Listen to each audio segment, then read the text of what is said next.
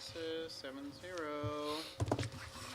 All right, it is now time for public comment, and we have some individuals signed up, so I will read. We use the public comment section as an opportunity to listen to our stakeholders.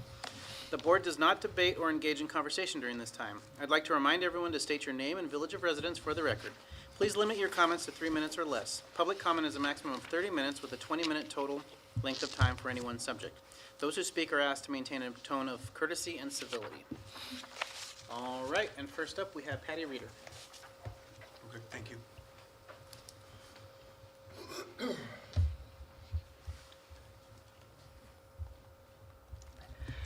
Good evening. My name is Patty Reeder, and I just finished my 21st year of teaching middle school math here at Harder. My husband Dan and I have 2 kids that attend Kaneland schools. Maddie just finished 8th grade, and Austin just finished 4th grade at Shields. I have also served as the chief negotiator for KEA for the past 3 years. My public comment tonight is in regards to the tentative agreement you guys will be discussing and hopefully approving later this evening.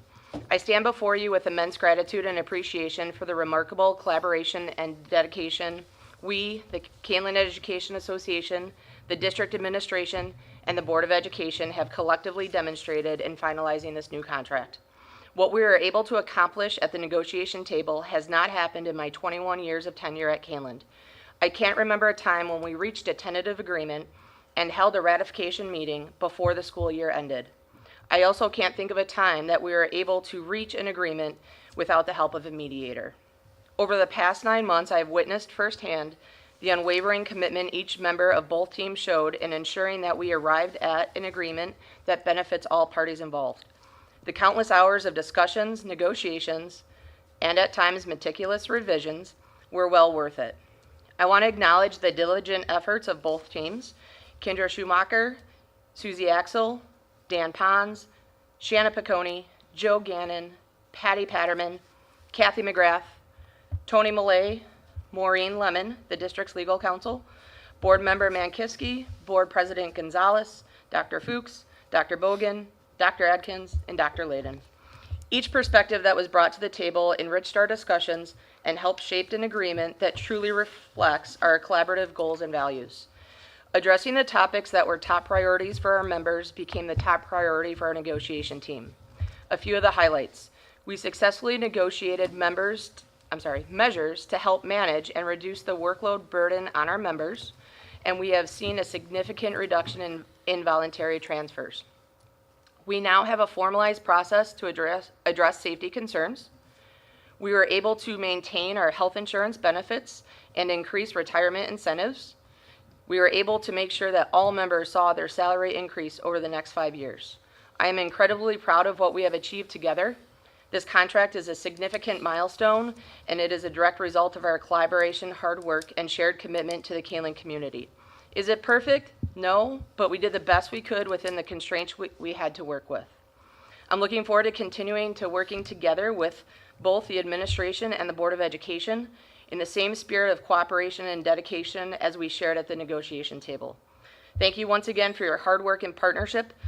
Together we're making a profound impact on the future of the Kaneland community. With 3 seconds to spare. Thank you for your comments. Thank you. Okay. Next up, we have Kendall Lawson.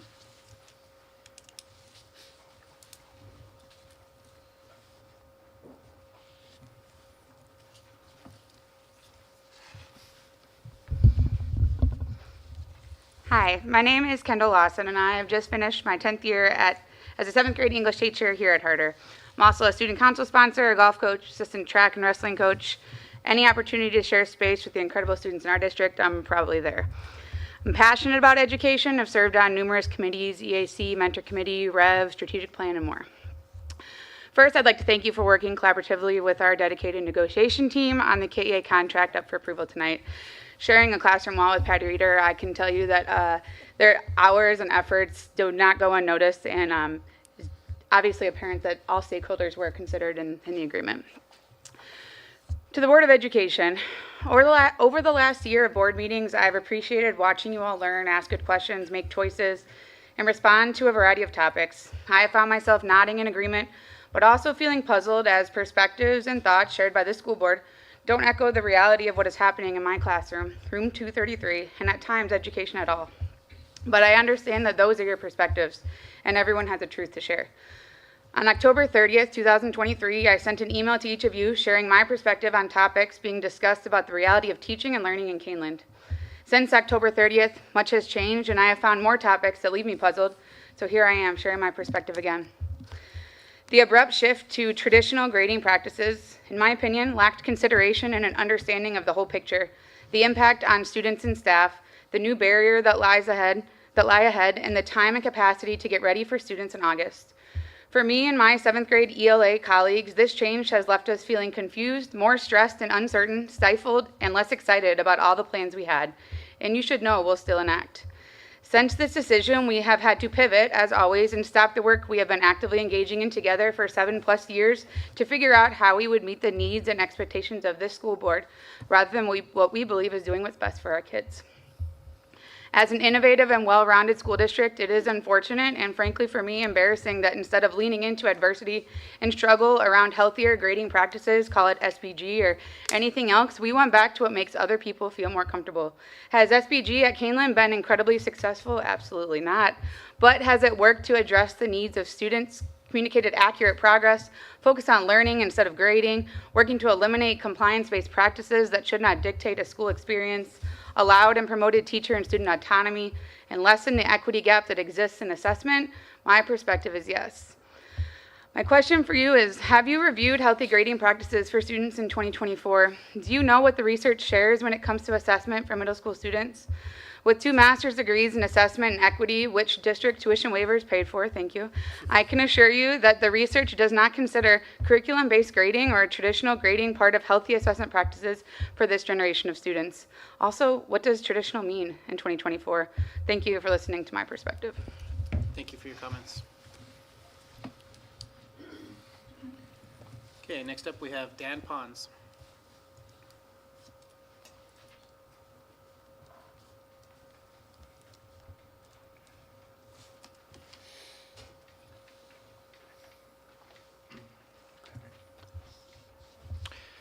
Okay, hello, my name is Dan Pons. I am the Vice President of KEA and a mathematics teacher at the high school. I was here at the last board meeting when there were talks about the retake policy. Being a teacher at the high school, I thought I would offer my thoughts on the matter. During my speech, I'll be referencing KLC. These are groups that meet at the high school for the different content areas. For mathematics, we have our department, and then the different KLCs are Algebra 1, Algebra 2, Geometry, and etc. I am confident when I make the statement that each of my colleagues wants what is best for students' learning. An issue that many educators across the nation are facing are students not taking their academics seriously and not taking advantage of opportunities for a successful future. I appreciate the board wanting to address these issues. After hearing the comments from the last board meeting, I would suggest that the board allow each KLC to determine the retake policy that they think is best for the students for the 24-25 school year. With respect to mathematics, when students get to Algebra 2, we want them to be properly preparing for assessments for the first time, not having to use the retake policy. So for that KLC, we might limit it to 1 a semester or possibly none. Whereas when students are freshmen, we might want to offer 1 or 2 retakes, which would allow us to have conversations with the students in Algebra 1 about an action plan on what they can work on changing, and giving them an opportunity to turn things around instead of being weighed down by 1 grade the entire semester. Every department is different as well with how they approach the learning with the students. Allowing the KLCs each to determine their retake policies with a cap, which could be what was proposed at the last board meeting, would allow teachers autonomy that they would appreciate. While this would be a policy for next year, Patrick's position can use that next year's time to speak with each individual department on where they're at with the retake policy, and then can bring a plan to the board for the 25-26 school year. I do see the concerns about leaving it with each individual teacher, which is why I think that the KLCs are a nice middle ground that still provides the teachers with autonomy. I know that this would not give us a common policy throughout the school and district. However, as some board members had mentioned last time, many college courses are like that. Working with the students on navigating the differences helps them become college, career, and community ready. To recap, I would leave the decisions of the retakes to be decided by the KLCs with a limit that could have been what the board proposed last time. or what the district proposed last time. And having the position of Patrick work with the departments on making a retake policy for the 25-26 school year. This will give teachers autonomy, and this will allow time for teachers to adjust. This will also allow KHS to continue that march towards the culture of excellence. Thank you for your time. Thank you for your comments. Okay, last up we have Susie Axel.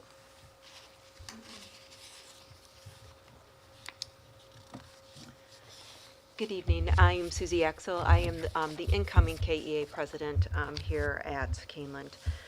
I am a firm believer that where we set the bar for student expectations, the students will meet us at. What I have witnessed with our current reassessment policy does not meet where I think that bar should be. Although there are students who have successfully used the reassessment policy as it is intended, it is much more common for students to use it as an excuse to not prepare for the first test, and they will openly announce that just as well as they will announce, I'm just going to reassess. This has created an atmosphere where students are adding more work and stress for themselves as they try to complete the required reassessment assignment, meet with the teachers for extra help, and keep up with the new material that is being presented. Teachers also feel this extra workload and stress as they are usually preparing current lessons, trying to find time to help the students, trying to manage who is ready for reassessments, getting the tests to where they need to be for the students to reassess, and then grading the current assignments as well as those reassessment assignments and summatives. At the last board meeting, the reassessment policy was discussed. I would like to encourage the board on behalf of the KEA members to allow as much teacher autonomy as possible in the process. One suggestion, like Mr. Ponzak was talking about, is to allow our established Kaneland learning communities such as Algebra 1, English 9, 8th grade math, whatever it would be, to decide their reassessment policy, including the number of reassessments allowed. Different grade levels and discipline need to be able to do what works best for their students within their subject area. Quite simply, what works for English most likely won't work for math. In recent years, the Kaneland School District has tried to install, among other things, a one-size-fits-all policy in its grading practices, but it has not worked. And in the end, it has created frustration and division among staff members as each of us has struggled to meet directives imposed on us while trying to do what we feel best for our students. It is understood that there needs to be consistency among like classes so that all Algebra 1 students or English 9 students undergo the same educational experience. Many teachers believe that the KLCs, allowing the KLCs to decide their reassessment policies will accomplish this. Thank you for your time and consideration. Thank you for your comments. Okay. Well, thank you everyone for coming up to speak. At this time, we're going to proceed to the new business portion of the meeting. And the first item of new business is the public hearing and approval of administrative cost cap waiver. Dr. Fuchs and Dr. Bogan, if you could please provide more information. I'm going to defer to Dr. Bowman tonight. Thank you. Thank you, Dr. Bogan. Sure. So I believe before we talk about this, I'll give an overview of the waiver, but we need to call the public hearing to order. Sure. Okay, it is now 7:12 p.m. and I'm calling the public hearing on the submission of the one-year waiver of the ILCS 517-1.5, the administrative cost limitation. Dr. Bogan. Sure, thank you so much. So this was presented previously at a previous meeting back at the end of January. We held a public hearing on this exact matter. After that approval, I mailed the required packet to the Illinois State Board of Education and promptly received a notice that I needed to send it certified mail. So I remailed it and received notice that I was 1 day late on meeting the deadline. And so the Illinois State Board of Education has asked us to repeat the process. That's part of their process. And so I'm standing before you today to talk about this once again. So this is an not always an annual matter, but for this particular, the district is exceeding the administrative cost cap for the 23-24 school year. As previously discussed, we are approximately $160,000 over the limit, and that is really due to 3 different factors. One was the creation of my position for this 1 year as I transition into the district as Dr. Fuchs retires. In addition to Dr. Fuchs retiring, we also have 2 other administrators who are also in the retirement track, our Director of Special Education and our Superintendent. And so those are the factors that have led the district to be over the 5% administrative cost cap. Okay. Are there any questions I can answer on this? Was it, I think it's public public comment comment first. Oh, next, yeah. and Then then the we'll board open it for can board address discussion. So at this time, I will invite the public to make any comments on the administrative cost cap waiver, keeping in mind the guidelines stated earlier in the meeting for public comments. Once, twice. Okay. Hearing no further comments, I will close the hearing at 7:14 p.m.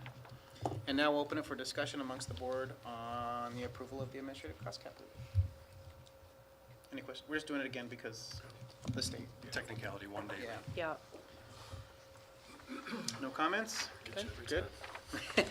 Thank you. Okay then, at this time, I'll entertain a motion that the Board of Education approve the resolution and direct the administration to submit a waiver to the Illinois State Board of Education to request a waiver from the Illinois General Assembly for 1 year waiver on ILCS 517-1.5, the administrative cost limitation. So moved. Second. Roll call, please. Mr. Cook? Aye. Mr. McCauley? Dr. Lawler? Aye. Mr. Gonzalez? Aye. Mr. Mankivsky? Aye. Mr. Kleisner? Aye. Mrs. Simmons? Okay, motion carries 7-0. The administrative cost cap waiver for 2023-2024 is approved. The second item of new business is the approval of the 2024 through 2029 Kaneland Education Association tentative agreement. Dr. Layden. Yes, thank you. As you see on the agenda and just referenced, I'll turn it over to Dr. Adkins, and he can talk us through some of the highlights. And then if there are any financials, Dr. Bogan and Dr. Fuchs can answer those. And then ultimately, it is a topic for action. So then we'll work towards having the board take action on this agenda item. Thank you, Dr. Adkins. Good evening. So I wanted to start by sharing, I was asked once by a prospective administrator while I was teaching a class, when do you begin prepping for bargaining? And I had to tell them you never stop. It's a function of a relationship that you build each and every day over the entirety of a career in a district with those that you work with. And so I share that as a way to kind of prepare a thank you to all of the members that were involved in the bargain. We work closely with the association, and the association works closely with us. Sometimes those conversations are challenging and intricate to work through, but they're always productive. And they're always collaborative with the goal of providing the best environment for our students as we possibly can. I cannot thank the association enough for their problem solving, for their openness, and for their willingness to be honest, direct, forthright in our conversations, because it yields a good contract. Patty mentioned that it's not perfect, no contract is, but I believe that both sides of the table were able to be heard and be valued, and that's shown in some of the language that we have here. As Patty mentioned, we do believe it's probably the first time that we're aware of that we've ratified with the association and hopefully tonight with the board prior to the end of the school year. That's a significant cultural impact for us. Our teachers can relax. They can enjoy their summer. They know what their budget's going to look like next fall today. That's a big deal for everybody. So we're very appreciative of that. We were able to do that without a federal mediator, which we've had to use the last few times. That's also a sign of health for our dynamic, our relationship, our conversation, and our problem solving. I think this sets the stage to continue to build that culture of excellence here in Kaneland. A few highlights of the contract. It is a 21% aggregate increase over 5 years. The association worked very closely with us. Thank you, Mr. Ponzak, for the number crunching. We have some very attractive and healthy initial salaries that will end in the mid-50s after the 5-year, at the end of the 5-year contract, which, please know, as a board, I have already used to our benefit to attract high-quality staff to this district just this last week. So that's very, very good news for us. Additionally, we were able to make some optics changes to the end of our contract schedule, which shows what used to be what we would call off-schedule employees. But what it does, by including those rows now, those years of service, shows prospective employees that there are healthy salaries at the end of a 20, 25, 30, 35-year career. People can see that now visually, and I think that will also attract the kind of staff that we're looking for. We do have those enhancements to retirement that Patty mentioned. That will assist and value our long-term employees as they look to begin the next phase of their lives post-education. We have a variety of language in the contract to clarify how committees work, how workload is dealt with, because the workload is real. Teachers work very hard. And so we were able to put in language to help alleviate some of that workload, be that more time, be that recognition financially of time given above and beyond, whatever the case may be. We have language in there to help provide a process for our staff if there is a perceived threat or assault or battery, so that they can report that to our administration, and our administration would work in hand with them to provide a plan of action moving forward for those members. We have a lot to be proud of in this contract. We heard clearly from the association that we had, of course, the same things that you have at every bargain about the finances, but then also our workload and our sense of safety and security. And I believe that the language we provided, the result that we have with this tentative agreement, addresses all of those concerns to the best of our ability and sets us up for 5 years of labor peace with the association. And we're very excited about that. So I'm very happy to have all the help of all of our colleagues. I can't thank our KEA association members enough. I can't thank the board members enough. Bargaining is a lot of time, effort, and energy away from your family, your friends, your kids, your other commitments. And so thank you to all of that. That investiture of time, effort, and energy has yielded a great, great contract for this district. So with that, if there's any questions. I had a couple things I wanted to say. First of all, I want to let everybody know how much I appreciate the collaboration and the hard work put into this contract. Time, hours, effort spent. I appreciated getting to know everyone, getting to hear the perspectives and the understanding that I gained from all that came with it. I consider myself a man of action, and I think that this board has proven themselves to be a board of action. And so while we say we support you, I hope that this is just a one step in showing you how much we appreciate you. Wanted to say a quick thank you to the families, because my wife, my daughters, you all have families, all that sacrificed while we were out there doing it. But this truly is, I feel, a stepping off point for us getting to that point of excellence, getting to that next level. And so thank you all for being a part of this. I'm not going to mention names because I'm terrible with naming off names. The 5-year contract sets us up in a way that we can look forward. And also I want to highlight the fact that KA was very forward-thinking in developing what they were looking for. And I appreciate that, because there's a lot of opportunity for the here and now and looking at what we need today. But the fact that you had that perspective and looking at the future shows that it goes beyond you and what you want now. You're looking at the future and what's best for the district. And I don't think words can express it. So without going on further, I just want to say thank you from the bottom of my heart. And I feel that the board truly, if I can speak on behalf of the board, we truly appreciate you, and we're really happy with how this went. So, yeah. Yeah, I would just add, somebody who's been doing this for a while, I think, Patty, you said it best, but Chris, you said it, Adam, you said it, the feeling of pride. I'm just proud that this was done so quickly, so well, the collaborative process. It's just really refreshing. I'm really excited to see where things are going to go in the future. So kudos to you guys for your hard work. I appreciate it. Thank you. Okay. With no further questions or comments at this time, I will entertain a motion that the Board of Education approve the 2024-2029 through 2029 Kaneland Education Association tentative agreement, and I want to be the one to make the motion if you guys don't mind. Two team members. And a roll call, please. Mr. McCauley. Aye. Dr. Lawler. Yes. Mr. Bankivsky. Aye. Mr. Kleisner. Aye. Mrs. Simmons. Aye. Mr. Gonzalez. Aye. Mr. Cook. Aye. Motion passes 7-0. Thank you all. Appreciate it.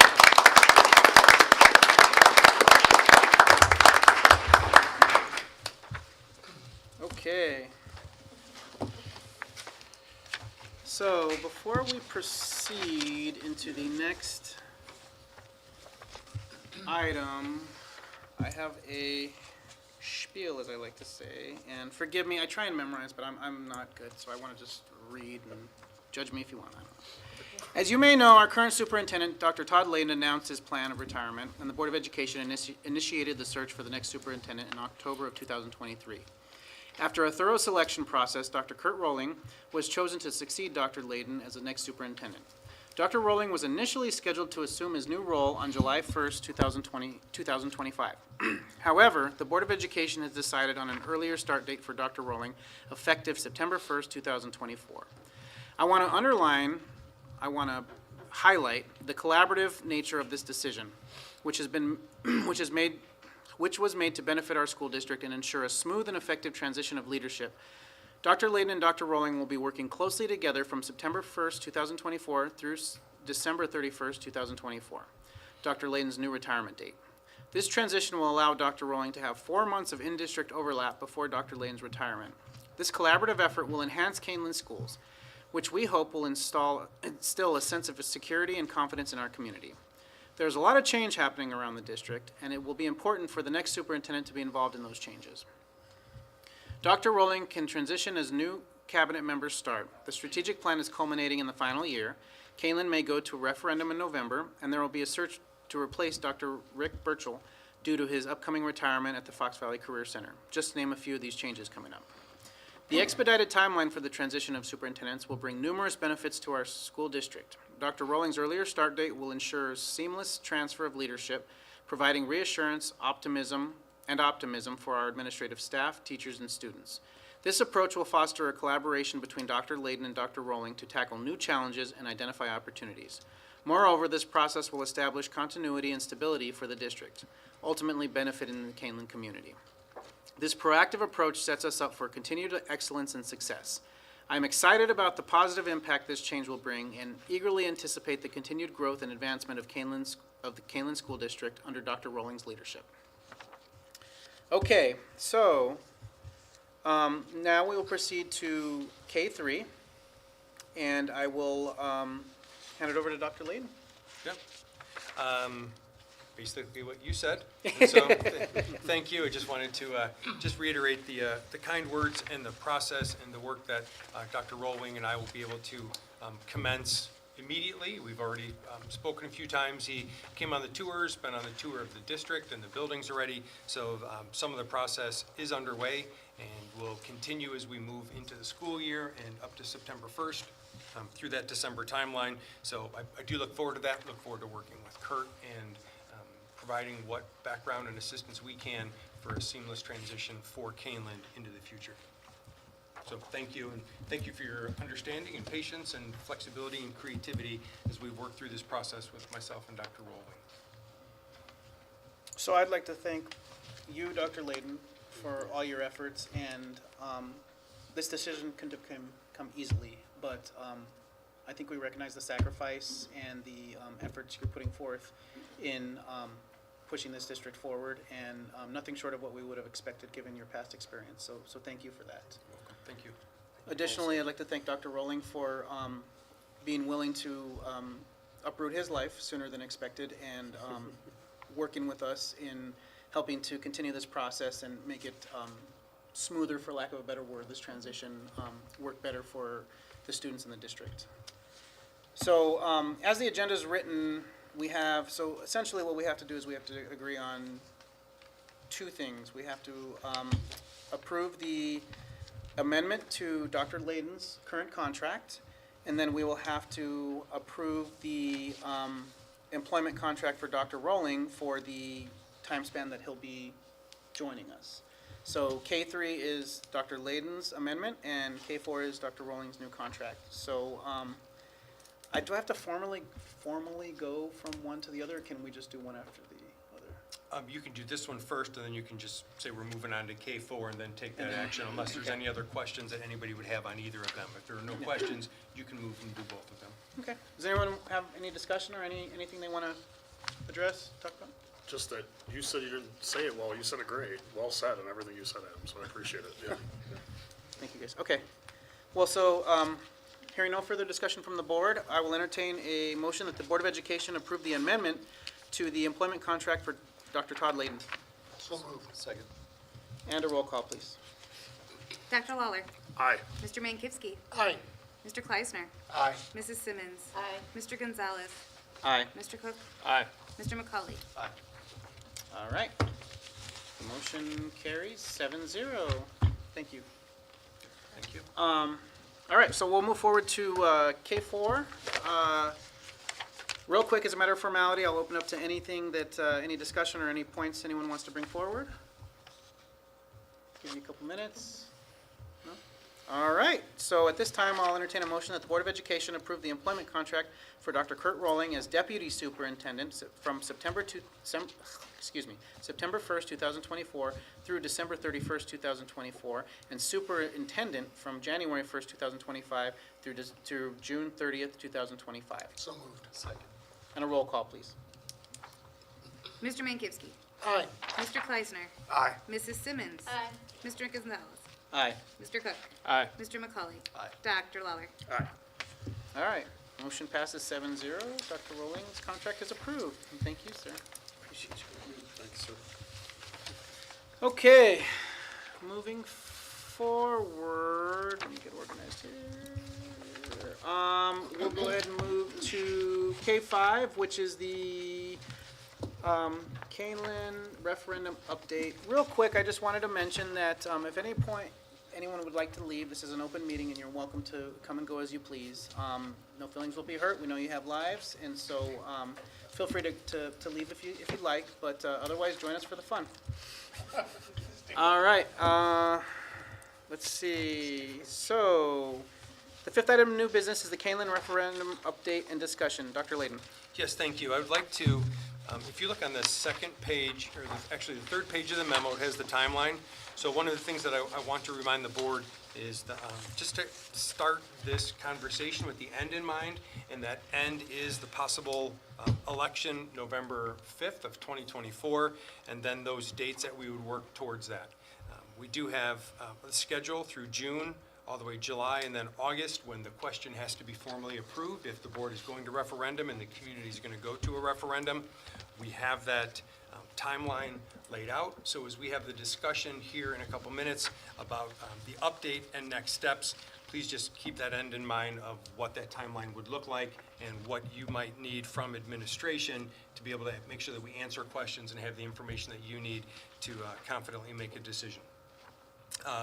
What we have for tonight, the referendum planning team is going to share an update as we move forward.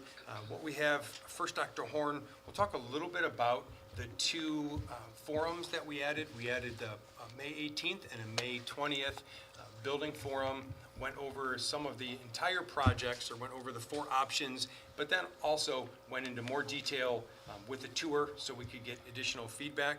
So Dr. Horn will talk about that side here in a second. And then also, as you follow through on the memo, Mr. Chavez will talk through some of the findings, some of the details, some of the information and feedback we received in our 2 forums that we had on the 18th and the 20th. And then from there, Dr. Bogan will transition to some of the finances, and then see what questions board members have. Please feel free to ask questions anytime throughout the presentation, or if you have questions you want to wait to the end, and then make sure we clearly outline the direction that is needed and the next step from us to make sure that the board feels comfortable. Dr. Horn. So good evening. As Dr. Layden just alluded to, we did have 2 opportunities to engage with the community. One was held on a Saturday morning, one was held on a Monday evening. We did have individuals come and attend. At that time, what we did was we went through the building, showing them the various needs and putting things into context for folks. Started off in the library and showed what the library currently looks like.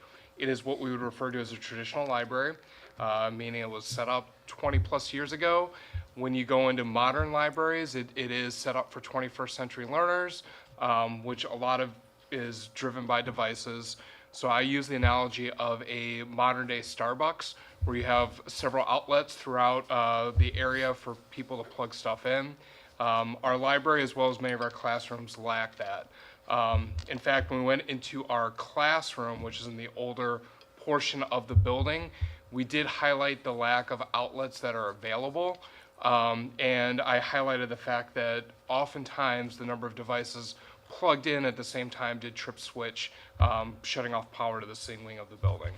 So we were able to actually show that as we went through the building. Also showed dated facilities such as our bathroom, and we're able to explain in real time using the actual locations of where you were standing what happens when the facilities such as the bathroom needs to be closed because of plumbing limitations, and how that has a ripple effect of students having to access different portions of restroom facilities and other parts of the building all at the same time. And then the domino effect of that is people not liking to use the bathroom during passing periods because it's congested, then leading to students trying to get out of classroom and some of the headaches and hardships that puts onto teachers throughout the day. We were able to take a look at our current athletic facilities and some of the limitations there. Primarily the equity issue we have between the female locker room as well as the male locker rooms. Female locker rooms are smaller, they are dated, and then the growth in our athletic programs throughout the years.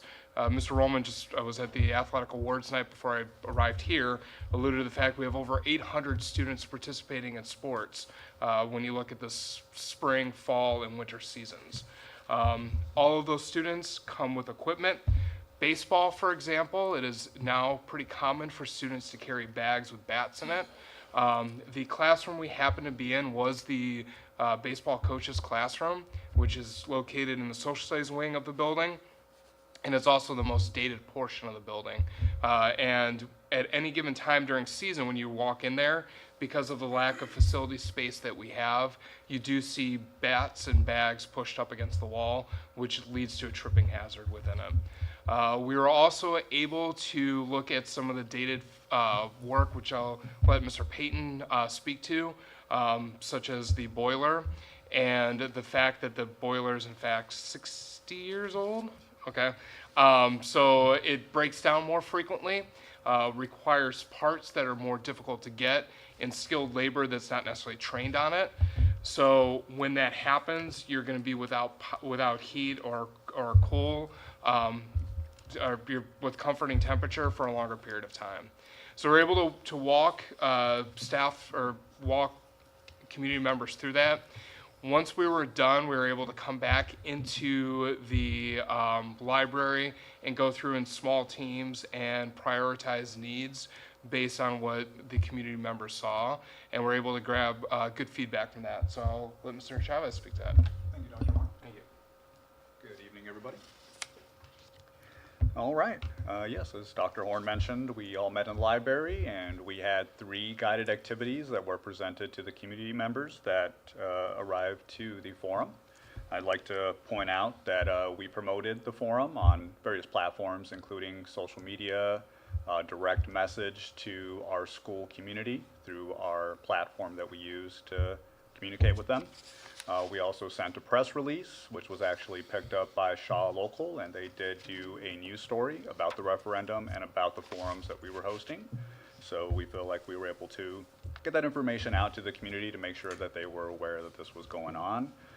Another outlet was promoting it in our KCN blog, which has thousands of subscribers. So with that being said, I'd like to provide some details about the attendance. On May 18th, we had 7 community members show up, and on May 20th, we had 9.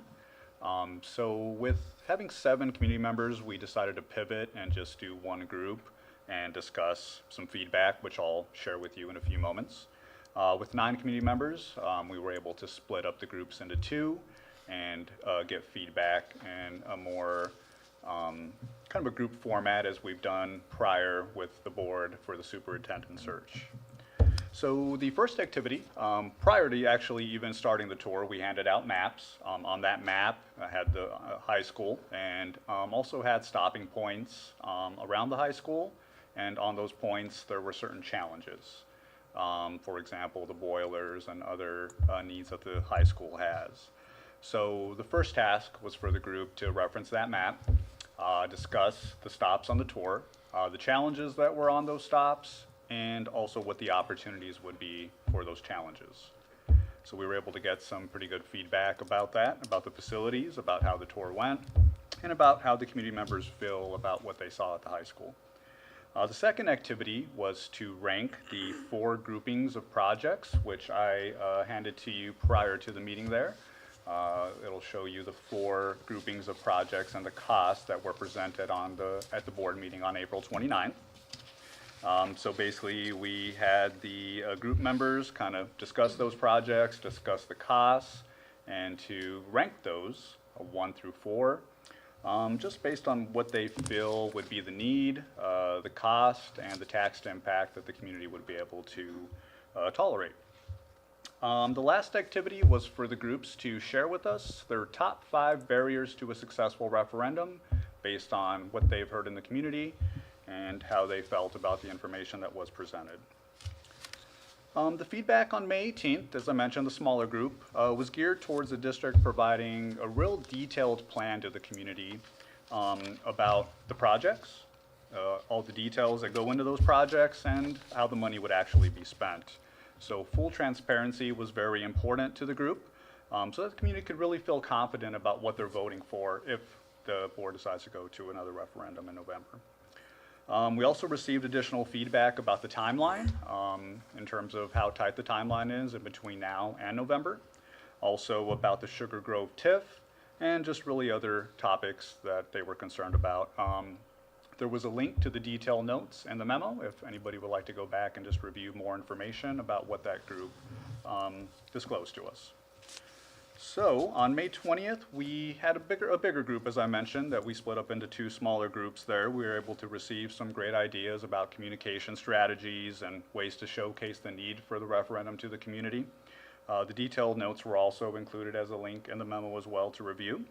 I'd like to point out one of the highlights from that meeting was that the community members ranked the projects that you see there, 1 through 4, 1 being the best for the community. And I'd like to just disclose those rankings here to you. But I'll start off with a bit of a recap for those at home there on what those options are. So recap, option 1 was for $40 million.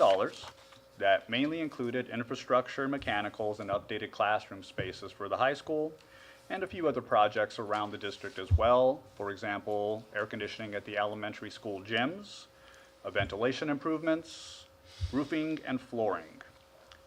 Option 2 that was presented previously was for $61.3 million. It included everything in option 1, plus campus reorganization and improved athletic facilities.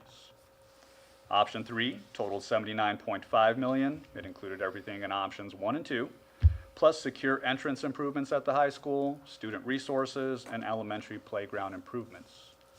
Option 4 was $134.7 million, included everything in options 1 through 3, plus the field house and collaborative spaces.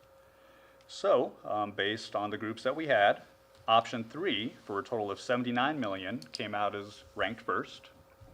Option 2, totaling $61 million, was ranked second. Option 4, totaling $134 million, was ranked third. And option 1, for $40 million, was ranked last. Are there any questions?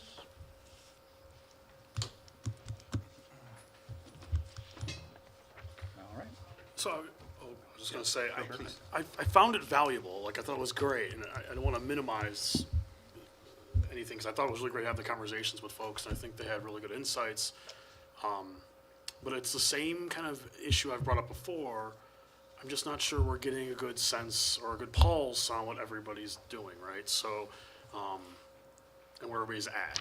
I did think it was interesting to see that folks preferred option 3 over 4, right? So there does seem to be kind of a dollar maybe threshold happening.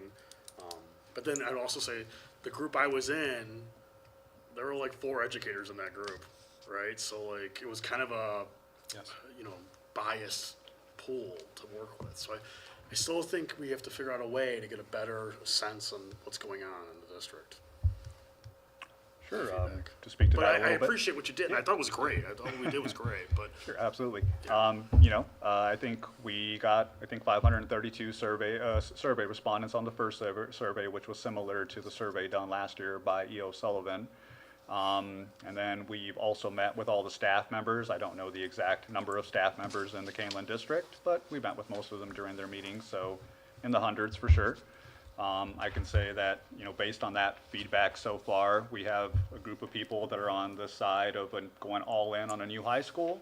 You have, I think, even a smaller group that would vote no based on the economics right now, taxes already being high, inflation. I think, though, the vast majority, in terms of the survey respondents, the staff feedback, anybody who we've had the opportunity to talk to, all agree that there is a need in the district for a referendum. And then I think where that issue comes in terms of the pulse, as you mentioned, would be a lot of people falling right in that middle part of agreeing that, yes, a referendum is needed, but not being able to necessarily agree on whether athletics should be involved or athletics should be out, or the projects that should be involved, or the exact amount. So I think hopefully we can get the community behind the actual need, and then from there show, you know, what would be the best possible option, and rally everybody behind that to hopefully keep Kaneland kind of more equitable with some of these surrounding communities. Yeah, I mean, I agree with what you're saying, and I think you're right. I think you've done a good job of trying to get more voices than we did the last time. I'm kind of having a sense of deja vu, though. We're kind of in the same place we were. Like, is the field house what sank it the last time? I have no idea. I still really don't know. Right? You know, yeah, I still don't know what's the bad project that sinks it. I'm on the same boat, 100%.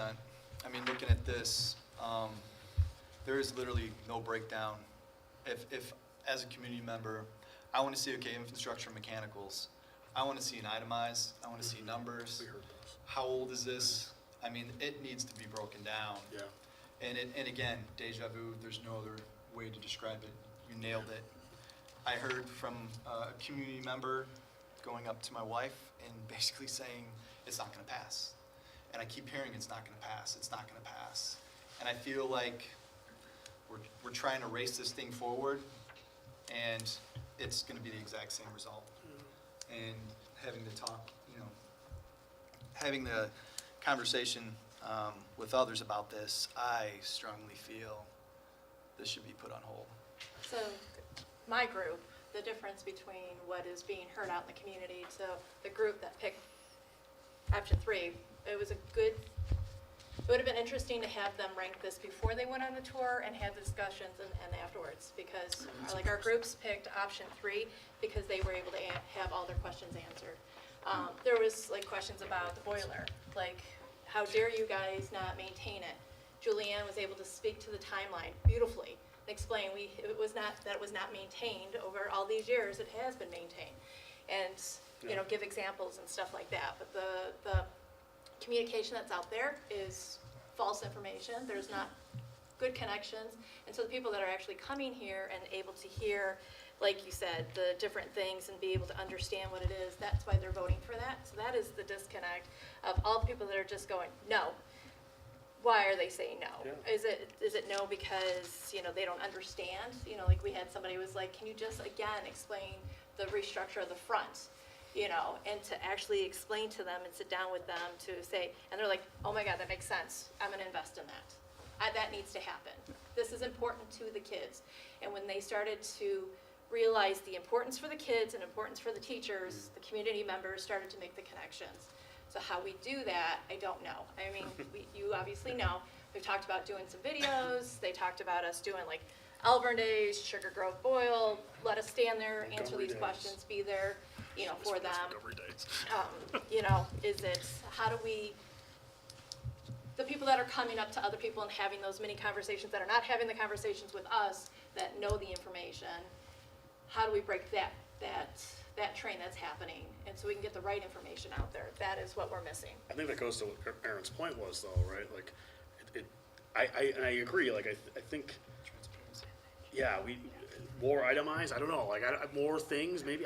Because I do think you're right, Jennifer. When we were listening to people, like, oh, well, we'll just explain it to you, and then they're like, oh, we do need this. Like, that makes more sense now. But we can't have 10,000 one-on-one conversations, right? Yeah, we're making the assumption all these people in the community are just like, oh, that makes sense for the kids, or this makes sense for the teachers. They're not, especially for the people that don't necessarily have kids, or their kids have graduated, or their kids are little, they don't understand the certain things, or they are upset about certain things of like, why hasn't this stuff been maintained? And they get stuck on that.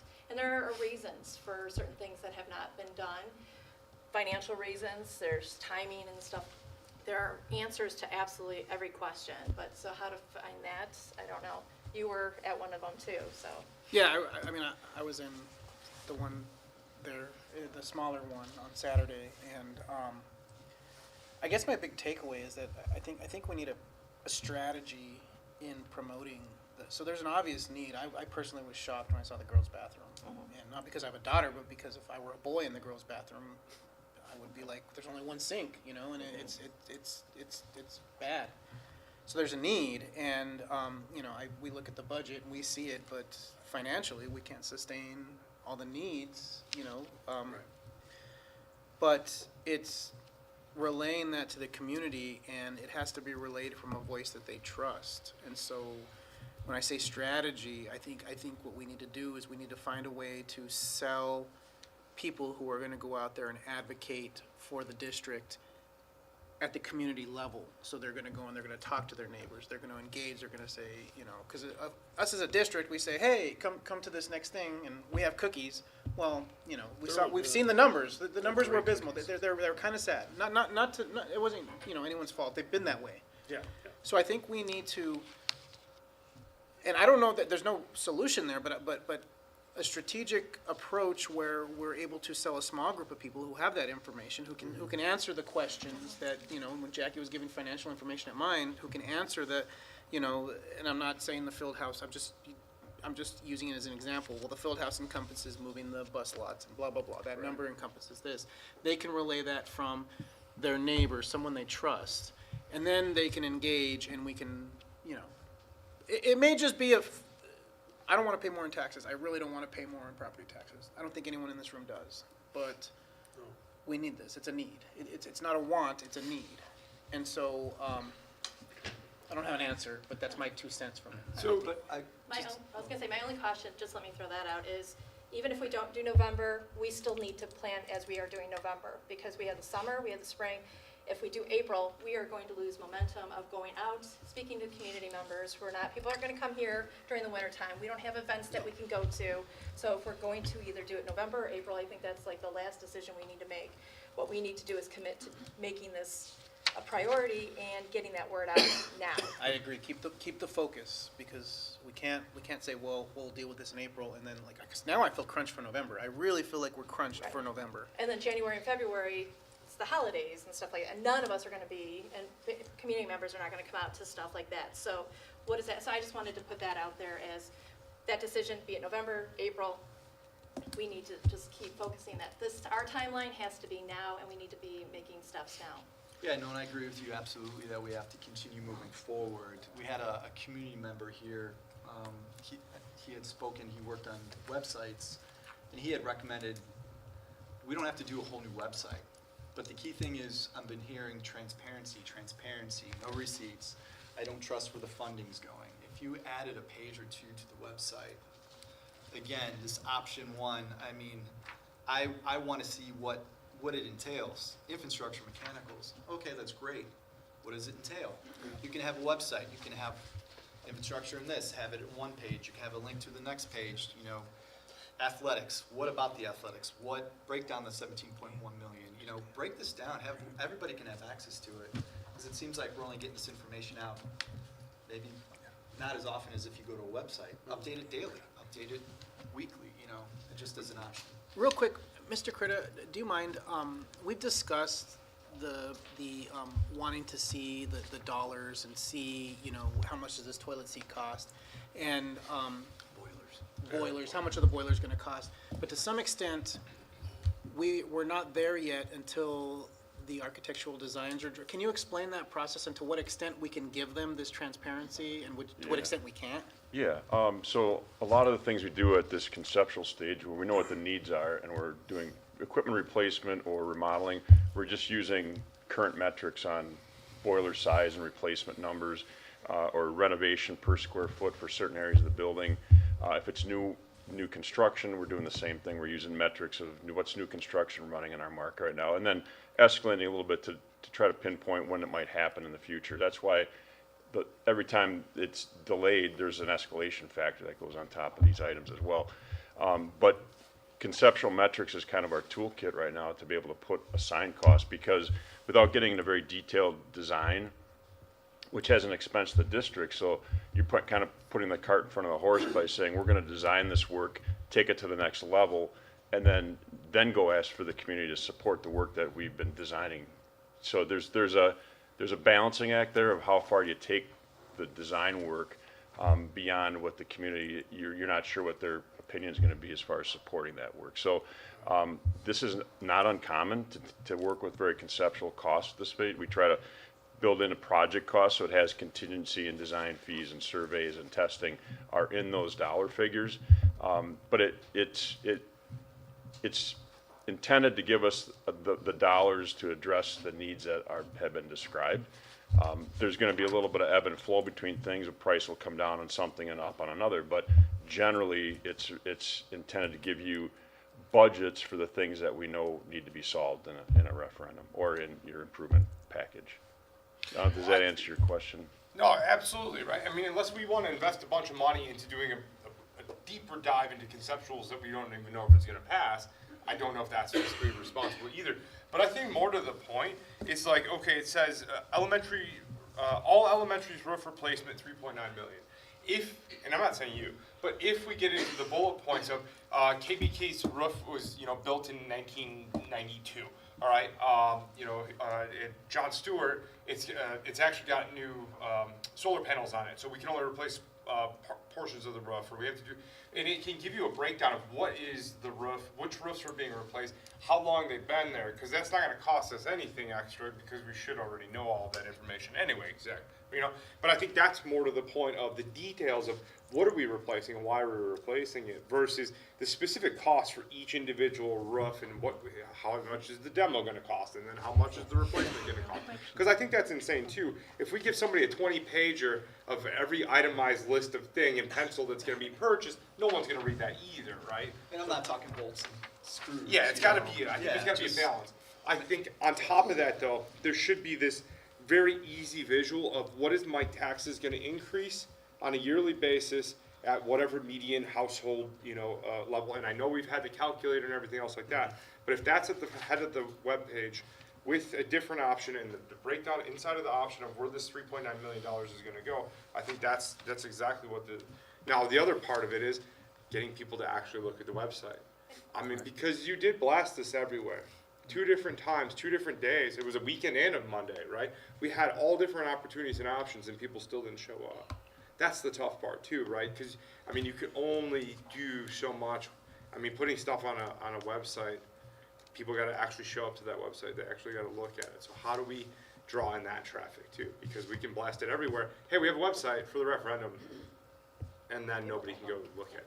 So that's... To that point, like, the people that did come were already kind of pro in the first place, right? So we were just kind of speaking to our own, it was very like, oh, well, you're already going to say yes, but let me tell you why you should say yes again, right? And we had this conversation at our table, right? And it was, what are we going to do? Do we flip the no's to yeses, or do we go find new yeses and try to outweigh the no's, right? And those are the kind of the 2 strategies that we're kind of stuck with, right? Like, well, and part of the communication challenge is twofold. In the November, I hear board members feel like it's rushed, but then if it's April, we have to make a decision by January. Now that story, as we tell the story over 5 months, is that too long of a story that will keep people interested? So I think there is that sweet spot and fine line between April and November, and then the board determining which of those, and then through Mr. Chavez, what that communication plan looks like. I don't think it's too long in the sense, because our group, so to your point, they did get that sheet. So it showed, what your house costs and how much it would be. That was like, that's it? Oh, I wish I would have known that. So it's eye-opening to them. The reality is, right now, it's a dinner out a year. Yeah. That's it. One dinner out in St. Charles is all it's gonna cost extra a year. It's peanuts. Yeah. It's absolute chump change at this point in increase in taxes. And if we can blast that everywhere and put it on billboards, listen, it's gonna be one dinner out in St. Charles, we just won't go tonight. That's what's gonna cost us to put a bunch of money into much needed, infrastructure for our schools and, to the athletics or whatever we end up deciding on. That's what we need billboards of that. But I think to your point of that it's too long, I don't think it is, because that was the one thing that we've heard over and over again is, I think we have to, and you know this, communicate it in different ways. Like it's TikTok, Subliminal Twitter, messaging. Instagram, it's this, it's that, it's billboards, it's fairs, it's on the front doors, things like that. Hangers. And so we're gonna have to, the message is gonna have to be in different ways. And so I think, if anything, we look at, okay, we focus on the parents. Boom, we're doing that first. We put our effort on that. Then we focus on the next group and then the next group. And I don't think we can do all groups at once. I think we're doing a disservice when it comes to those people, that are saying the no, like, where are the no's? How do we reach them? And I think we need the space to be able to do that. Is there more we can do to get and I don't want to put the teachers on the spot, but they're living the life. They're in the classrooms. They're using these restrooms. Is there more we can do to get them involved to help with disseminating the need to the community? That might be the first start. Is asking I forget the term I used, the direct stakeholders, or the closest. They're in the classrooms. We went and saw teachers' classrooms. I'm sure they can't be happy. The baseball coach, his team has to have their bags in the classroom. I don't know, maybe we can start there and say, hey, what can we do to get this rolling so that we can get you guys to go out and disseminate to the community? And because I feel like a lot of people trust them. I don't know that people trust. We're seen as a board and as a district, we're seen as this entity, and so to a lot of people, it's like, oh, well, we don't trust the district, or we don't know the district. But that direct connection of the teacher or the coach, they might be able to have that conversation and say, look, there's only one sink in the girls' locker room, and there's a lot of girls that use it. Yeah, and to answer your question, we'll always, when the board decides, whether it's November or April, we will meet with stakeholder groups. We will partner with every group that we can that is willing to help tell the story, whether it's through videos, messages, information, data, the website, just chronicling the website updates as often as we can. We will partner with all of our groups that share the same story to move forward with a positive referendum. Our parents actually said they don't want to see us. They don't want to see administration. They want to see teachers. They want to see students in these videos. They're like, we want this. We're looking at the budget. We want this. This is this is what we need. But what did the teachers see? What did they need? Especially in their classrooms and stuff like that. Like, it's a plea from them. It's, sometimes people, and I don't know, sometimes, we want to compare ourselves to other schools. We want to be as excellent as in other schools. Maybe we do our science room in one of the schools that we're comparing ourselves and go, look what they've got, what we don't. We want to bring our kids up to that next level. We want to provide technology for our teachers, the smart boards and stuff like that. That is no longer a want, that is a need. There's a lot of things that are on a list nowadays that are wants, and it truly isn't a want for a teacher anymore. They need these things to take our kids to the next level, and that is our commitment, So, the parents were all like, they keep hearing us, and they're like, well, we know you want it, but is it truly, what's the teachers? And so they were asking for teachers and students. How do we bridge that gap? How do we get to that point where, what do we have to do? And beyond these, the not to take away from what you've done, but beyond what we've gotten together and we've had these discussions. I don't know. How do we get them actively involved in proceeding and deciding, as opposed to, well, we asked their opinions and this is what they gave us. You know what I mean? How do we get them to? I don't know. I'm not. It's not my arena, but I feel like it'd be a start in the right direction. Well, as we move forward with whichever timeline that we have, we will continue all of those conversations. We will, like I shared, we'll partner with our groups. We'll see where their interest lies, where their support level is. Those are conversations that we'll always have and always have, well, I can't say always, I've only been here for part of the previous referendum in April, but I'm sure it's part of the dialogue to plan and co-create videos, co-create dialogue, co-create any graphics, emails, mailings, because we did hear that even through E.O. Sullivan, some of those pieces were the bond question, the tax increase, the staff member support, the parent support. Those were some of the pieces that they shared on the feedback of the results from the last survey that we would need to incorporate once we start telling the story of the referendum and the referendum needs. If I may make a polite suggestion, I think that, I don't know how effective surveys are anymore. I feel like we send surveys and survey after survey after survey, and at some point, I know if I was getting these surveys, I'd be like, so if we could look into different ways of disseminating the information from these stakeholders without giving them, I don't know. And again, it's not like I hate throwing problems out there and not having solutions, but it's always the survey, and multiple things wrong with surveys. One, you could construct it in a way that the data gives you your desired outcome. Absolutely. But also, they can be over-surveyed, and so... Not responding, you have a lower response rate. Correct.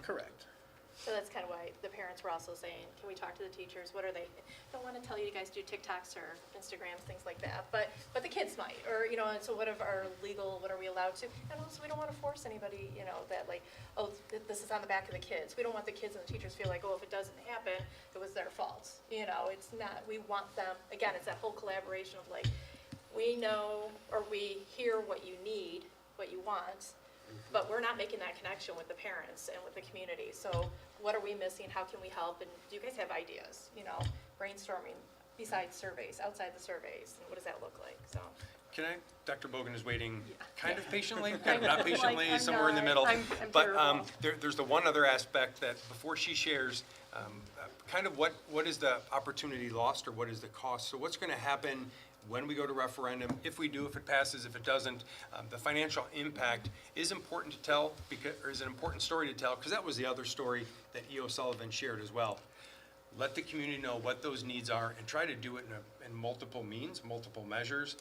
So I'll let Dr. Bogan share that in a second. But the one other piece of feedback we've received a few times as we met with staff, one other piece was some of the facilities, some of the athletic facilities, what do the coaches think? What do the coaches want?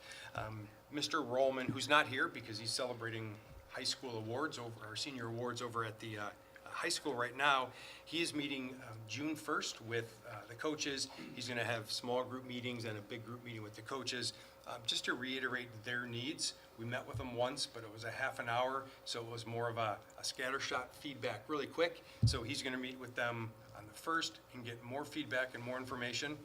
So if the board, and after Dr. Bogan shares, based on board direction, that is additional information that we can bring back with any June report, or a June report that the board would like to know, because it will be the latest and greatest real-time updated information. Thank Dr. you. Bogan. So one of the things, just to continue on that frame of mind, one of the things that we heard on our Saturday forum was sort of addresses some of the issues that were brought here. There's not enough detail. And so we heard that in feedback with that sheet from the 4 options. And so at Monday night, we actually provided additional information that had already been shared with the board that did give bulleted solutions or opportunities for some of those challenges presented. And that really went a long way, and I think helped change a little bit of that discussion because people felt like they were more fully informed. Based on the feedback that we heard at both of those, the referendum planning team is working on figuring out ways how we can continue to gain and solicit community and stakeholder feedback, as well as support from staff. So that's definitely at the forefront of the planning committee's mind. The other part of that is really going through the current master facilities plan in our long-range capital planning. As everyone here has heard before, we for next year have identified $26.6 million in capital needs across the district, and we need to find a way to address that.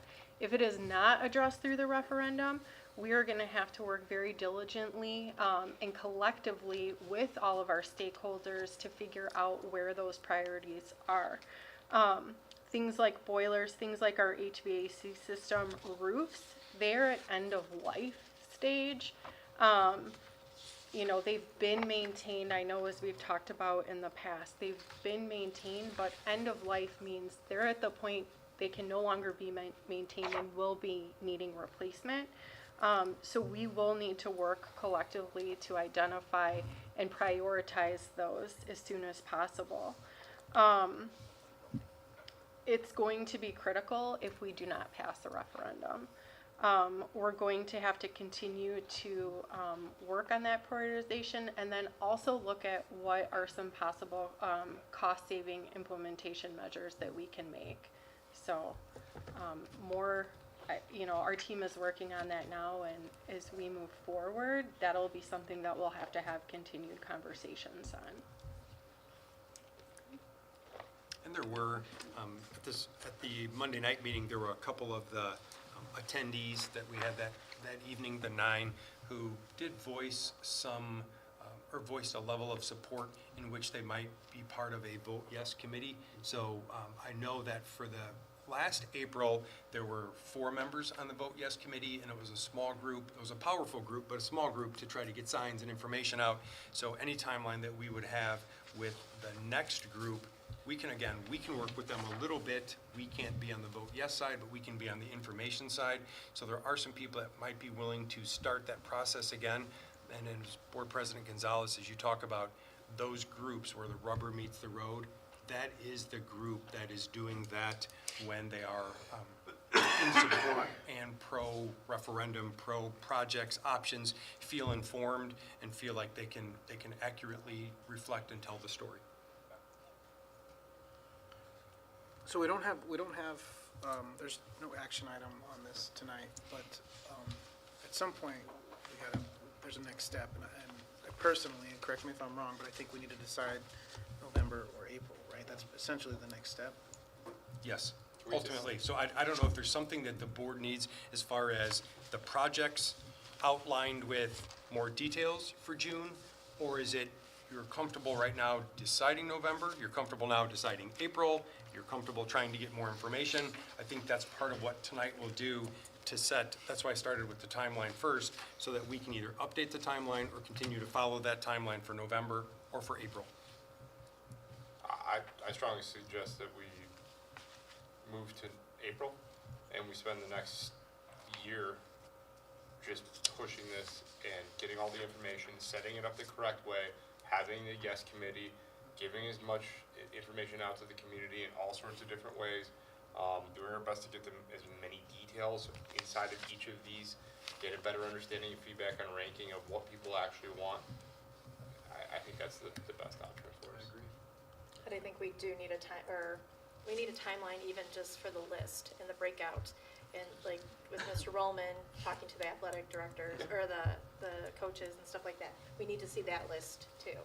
Yeah. We still need a timeline, because if we don't, all of a sudden it'll be like January and be like, oh, we should probably start this referendum thing again, and then we're gonna start behind the 8 ball. That's fair. And I totally agree with you. So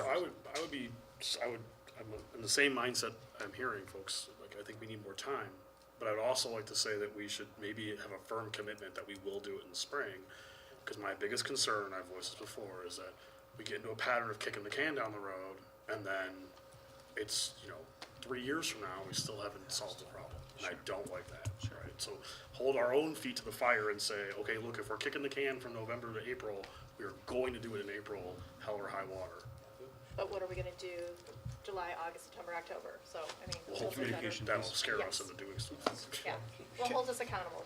Can we get a commitment that administration is going to have, and I like the athletic portion that that you suggested, because I think that's one portion that's kind of been lingering out there that's been mentioned, but can we get a strong effort from administration or whoever wants to do it to involve the teachers in these conversations and have beyond a simple survey, have genuine, heartfelt talks about what they're looking for, what they would want, and what it would take for them to support this.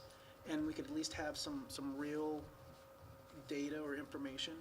Not that I want to put any more on them, but I feel like if we can, like I touched earlier.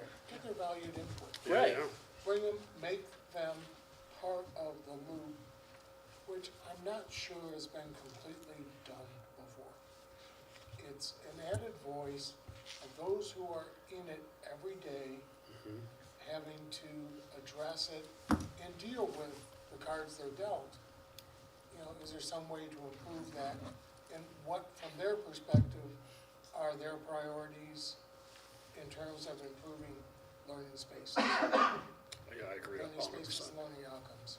We talked about that too, because so now we've just done the contract and stuff like that. So salary's great, but we're bringing in new teachers, and if they have a choice between this school and that school, are they coming here? The learning spaces that are here, and so, but we need to hear that from you guys. Again, I have a daughter that's a teacher, so I've seen her classroom and I've seen, it's just a music room compared to what you guys have, completely two different things. And so I think there's things technology-wise that we're not realizing that you need, not that you want, that you need, you know, to that next step. So actually defining what those things are, instead of saying like teacher resources or student resources, the physical things that are also going to attract new teachers here. They're going to attract those teachers that are going to go like, yeah, I like this is classroom, it's got everything I need, the space I want, this is a beautiful place, you know. I think we need to then now look at that. We did the contracts, the salaries, let's take it to that next level and make sure our rooms are something that these teachers want to come here to be at the school. Yeah, not to belittle, because I think athletics are important, right? Like, my kids are athletes, I think it's an important part of the schooling process, but I think there's a danger of hitching everything to sports, right? And I know we keep hearing the coaches and Mr. Ullman come in, I think that's great, but I think the danger is that a lot of community members look at it and are like, yeah, but why do I care about that, right? Like, my kid's 9 and they go to Shields, right? They don't, you know what I mean? Like, it's really hard for them to wrap their head around, oh, we need a new field house, right? I don't care about field houses, but I do care that my kid's air conditioner or the gym doesn't have air conditioning in it, right? And so I think we got to be careful with, I think that voice has been heard. I think Mr. Ullman has said things. I think the coaches have said things. I do think we need maybe other people coming to present here. A more holistic approach. Yeah. Where Not to belittle those folks. I'm not saying, I love coaches. But it's one of the elements Yeah. of part of a larger picture. Yeah, there's just a lot more that, in the you know, district. oftentimes we hitch things to a field house or a particular piece of equipment or field, whatever, where there's a bunch of needs in our district that, when they get addressed, it results in better outcomes. Agreed. For all stakeholders, students, teachers, administrations, members of the community. I mean, quite frankly, all right, we have a story to tell, and part of that story is we are more than competitive with neighboring districts. Yeah, but. And they're, you know, Oh, I think that's the right story, but Bob, if you go to see, I don't know if you've seen the chemistry lab. I didn't see it the last time. I walked, I was like, oh, wow. It's dated. Yeah, it's dated. I talk chemistry. And you talk chem, yeah. Yeah, I live it. And part of it is we have a story to tell, and having the facilities that are top tier, that will yield top tier results in terms of student excellence, faculty excellence, excellence all the way around. And yet, to your point, not hitching it purely on athletics, though that's part of the mosaic. It's some tiles in the mosaic of that picture of excellence. And we need to do a better job of telling that story or filling in the dots on that painting. Yeah. Well, and one thing to consider is, I know we've discussed athletics, but the reason it keeps coming up and the reason they want to have these conversations is because from what I understand, there are things that are part of this athletic number here, I forget where it is, right here, it's the 17.11 million, that aren't necessarily things that athletics would benefit from. And so when I talk about athletics, when we're talking about it in this realm and we're talking about grasping those stakeholder opinions, I'm looking at it more from a driving the cost down perspective and what are things that we can do to reduce the cost so that we can put those resources into other more valuable education-focused resources. Sure. Not, again, not to diminish athletics, but if we don't need it, we don't need it. That 17.1 I think you're- had the new stadium. That's that stadium in there. You take that out, and then you go to the coaches and say, like I said, we're not putting lipstick on anything, but we're replacing, but it's lighting, turf field, trenching, all that stuff, fencing, move this ball field here. We're bringing numbers down, so it's not gonna be that large number, so. But to go back, we heard that we have to sell the experience. That was mentioned to us.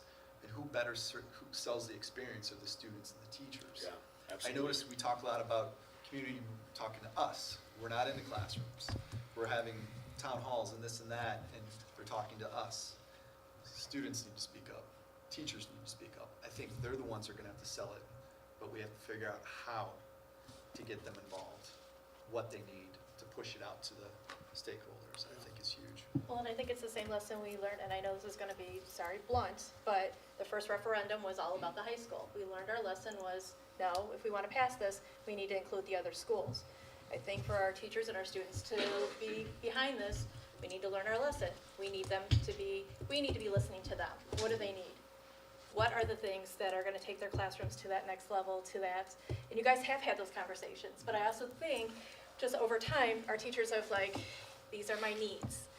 You know, this is like my bare minimum needs, this is what's gonna get my class going, this is all stuff, but if you could have, not the dream, but like, what are the other school districts doing? What are your other the other teachers in other school districts, what do they have that is taking their kids to the next level that you could use? You know, not that you just want it, but you could use it and you could see your kids taking it to that next level. You guys made that comment earlier, you know, you set the expectations for the kids are going to rise to it. And if we're not giving them the tools and the resources they need to do that with the kids, then how the kids can, how can they rise? So it's them, supporting them, like we said, we're trying to support the coaches, find out what their needs are. We need to double down on the teachers, because absolutely every kid that walks out here, sports, theater, band, whatever, they all need an education first. That is the first, that's our foundation, and if that is not happening in the classrooms, and the teachers don't have what they need, the kids aren't getting what they need, we've done a disservice. Doesn't matter which pathway these kids go.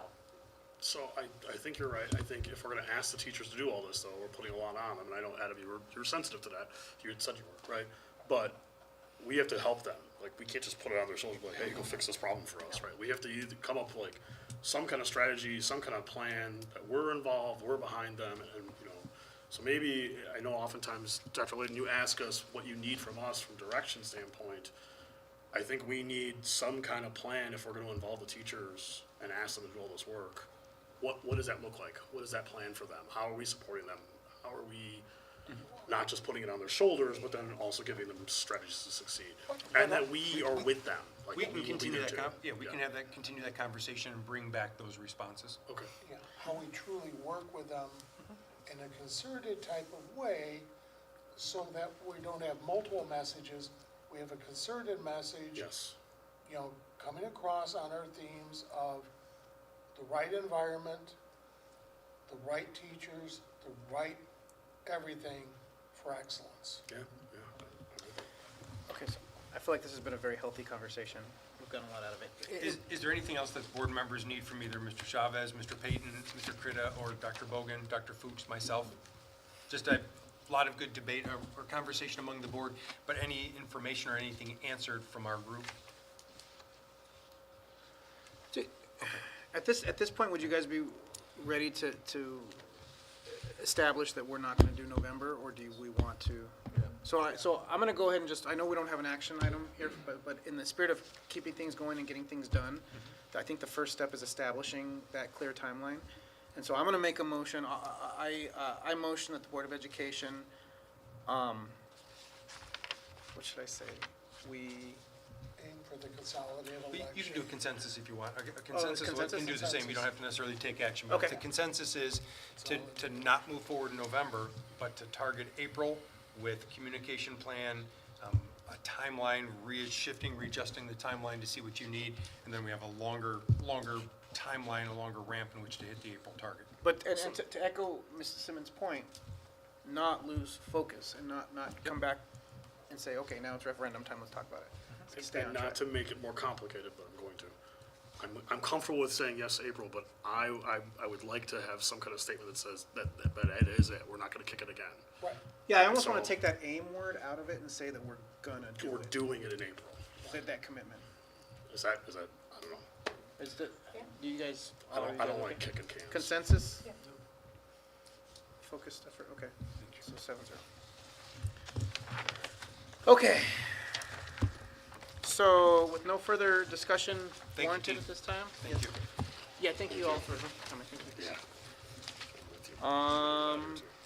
We'll go ahead and move on to the sixth item of new business, which is the approval of the change order for the summer 2024 life safety electrical work. Dr. Fuchs. Oh, excuse me, Dr. Bogan. I'm actually going to turn this one over to Mr. Payton and Mr. Critta as well. But we are looking for tonight an approval of a change order for some of the electrical life safety work. And I will let Mr. Payton and Mr. Critta go into detail about that. Okay, what happened unfortunately here is we are, well, initially when we bid this job, we bid some replacement devices, smoke detectors and heat detectors for the fire alarm systems at John Stewart and John Shields and the Meredith building. The reason for that being included in the original bid was I was notified early 2023 that the manufacturer no longer supported that platform for smoke detectors and heat detectors, and they were not going to sell replacement detectors and devices, and we were going to have to go out and get those replacement parts on the secondary market, refurbished devices, things like that. That's fine for short term, but long term, it's not a strategy to maintain that system.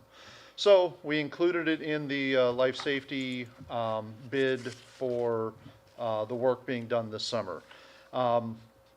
Then it appears that the manufacturer of these devices kind of moved the goalpost on us, and the new devices were no longer going to talk with some existing devices that myself and the engineering team were unaware needed to communicate with each other.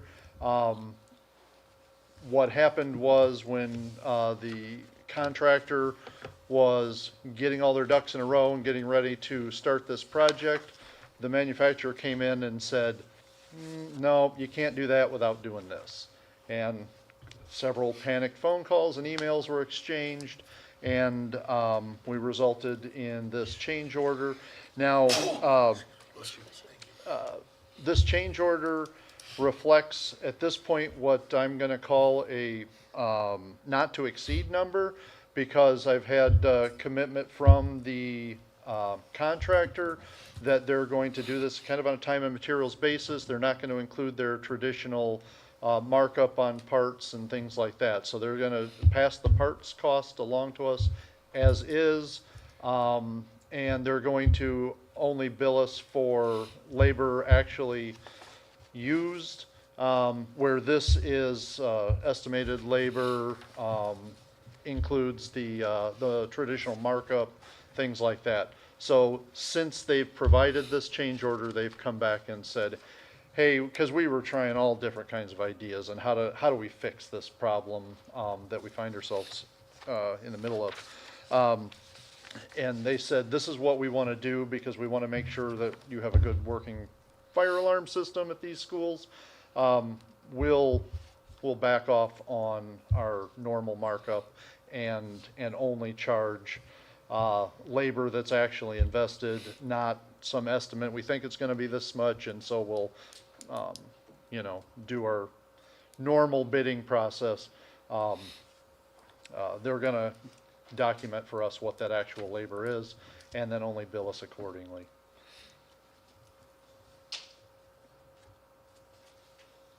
Any questions? Concerns?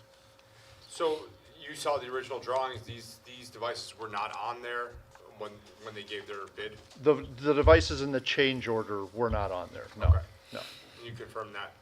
Yeah, Okay. yeah, I was involved in creating the specs. Just so, making sure. Yeah. I'd imagine if we didn't approve this and we put these in later, well, I guess we can't, right? If they don't communicate, we don't have a choice. Yeah, we either don't upgrade the fire alarm devices that we intended to in the original bid, or we approve these change orders. There's unfortunately no the middle ground was as bid, but it's not going to function, so. Any further discussion? Unfortunately. Okay, well, at this time, I'll entertain a motion that the Board of Education directs administration to approve the change order for light construction up to, not to exceed, $50,834 for changes to the project scope. Second. Roll call, please. Mr. Kleisner. Aye. Mrs. Simmons. Aye. Mr. Gonzalez. Aye. Mr. Cook. Aye. Mr. McCauley. Aye. Dr. Lawler. Aye. Mr. Mankowski. Aye. All right, motion passes 7-0. The change order for light construction is approved. All right, thank you very much. Thank you, sir. Thank you, Mr. Payne. Yes. The seventh item of new business is the approval of the timeline for RFP for school attorney services. Dr. Layden. Yep, I'll start with it, and this one is really Dr. Fuchs, and she's not going to pass this one to Dr. Bogan. But at the October 30th meeting, as we were talking about other services, other district services that we have, one of the questions that came up was the request from the board to, when negotiations were done and finished with our current process, to look at a possible RFP for legal services moving forward, to have the conversation, to meet, discuss it, and then bring it back to the board for possible action, should there be any recommended change from our current services. So with that, I'll turn it over to Dr. Fuchs. And just as a reminder, we do need action, and we'll need 2 board members for consideration as you look at a couple of the dates to serve on any committees if we do move forward with this. Dr. Fuchs. Great, thank you. So similar to a public bid, an RFP process allows the board to fairly evaluate proposals from professional services. With that professional service, the law allows the board to select a service that not only meets the financial guidelines or the lowest, most responsible bidder, it also allows the board to interview and ask questions, use a rubric or criteria to determine which of the professional services best meets the needs of the board. To do that, I've put together a timeline that you can see on your board report that will do that. Typically, we ask for 2 board members, and let me go through the different processes.